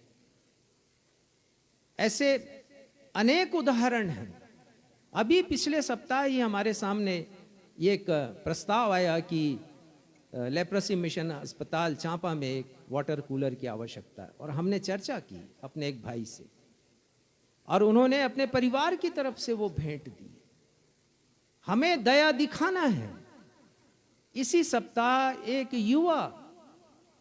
युवती ने, एक जवान बेटी ने अपनी छोटी सी नौकरी में से कुछ बचाया और दया दिखाई है उन लोगों के प्रति जो कि अभाव में अपने जीवन को बिता रहे हैं। तो दया दिखाना है हमें, और यदि हमने दया नहीं दिखाई तो मेरा और आपका न्याय बिना दया के होगा। इस बात को निश्चित जान लें, यह अति आवश्यक बात है। और यदि ये बात मेरे और आपकी जिंदगी में नहीं है तो हमारा आत्मिक जीवन मरा हुआ है।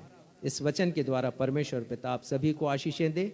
आइए हम सब पुनः उस गीत को गाएं, सेवा में हम नित्य तत्पर रहें। सेवा अर्थात दया दिखाएं।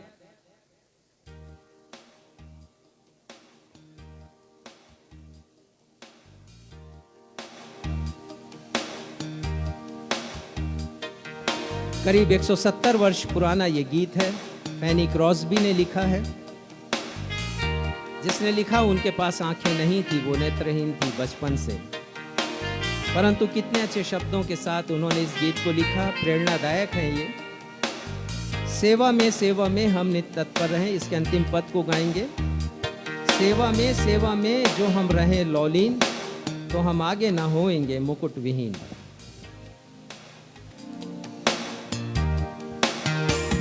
सेवा में जो हम रहे लौलीन, तो हम आगे न होएंगे मुकुट विहीन। और जब स्वर्ग में नित होवे हमारा निशान, तब वहाँ हम गाएंगे किसे में थे त्राण। करो काम शक्ति भर, करो काम धीरज धर, रख के आस और विश्वास, तन मन से काम करे यीशु का। प्रार्थना करें। हमारे पिता, धन्यवाद देते हैं कि आज आपने पवित्र आत्मा के द्वारा वचन के प्रकाश में हमारी आंखों को खोल दिया, हमें सचेत किया कि यदि इस पृथ्वी के जीवन में हमने जरूरतमंदों के ऊपर दया नहीं की, तो हमारा न्याय भी बिना दया के होगा। हम प्रार्थना करते हैं पिता कि आज के प्रचार से, आज के प्रवचन से हम सबक लें और सीखें कि हमें एक माध्यम बनना है दया का। जैसे दया माध्यम बन जाती है आपकी हर एक कृपा के लिए, आपकी करुणा के लिए, आपके अनुग्रह के लिए, जो वो आप हम मनुष्यों पर करते हैं, वैसे ही एक माध्यम बन जाए दया की, हम लोगों तक पहुंच सकें। कि अंत में जब हमारा न्याय हो तो प्रभु यीशु मसीह कह सके, जब मैं भूखा था तो तुमने मुझे खाने के लिए दिया, जब मैं प्यासा था तो तुमने मुझे पानी पिलाया, जब मैं बंदी गृह में था तो तुम मुझसे मिलने आए, जब मैं बीमार था तुम मुझे देखने आए, जब मैं निर्वस्त्र था तो तुमने मुझे वस्त्र प्रदान किए। और फिर हम सुने अपनी आंखों कानों से, हे मेरे पिता के धन्य लोगों, मेरे पिता के राज्य में शामिल हो जाओ, अधिकारी हो जाओ, जो जगत के पहले से तुम्हारे लिए तैयार किया गया। होने दे पिता हमारे ये कान, ये प्रभु यीशु मसीह की घोषणा को सुनने के लिए आतुर रहें। धन्यवाद देते हैं आज के वचन के लिए, और यही प्रार्थना है कि हम केवल सुने नहीं परंतु कार्य रूप में परिणित करें। धन्यवाद के साथ अपनी इस प्रार्थना को आपके बेटे हमारे मुक्तिदाता प्रभु यीशु के नाम से मांगते हैं। सुनिए और ग्रहण कीजिए, हम सब कहें आमीन। आशीष ग्रहण करेंगे। अब हमारे अद्वैत पिता परमेश्वर का प्रेम, हमारे मुक्तिदाता प्रभु यीशु मसीह का अनुग्रह और शांतिदायक पवित्र आत्मा की सहभागिता हम में से हर एक के साथ अब से लेकर हमारे उद्धारकर्ता प्रभु यीशु मसीह के दूसरे आगमन तक या हमारे अंतिम सांस तक हमेशा होती रहे। हम सब कहें आमीन। जय मसीह की।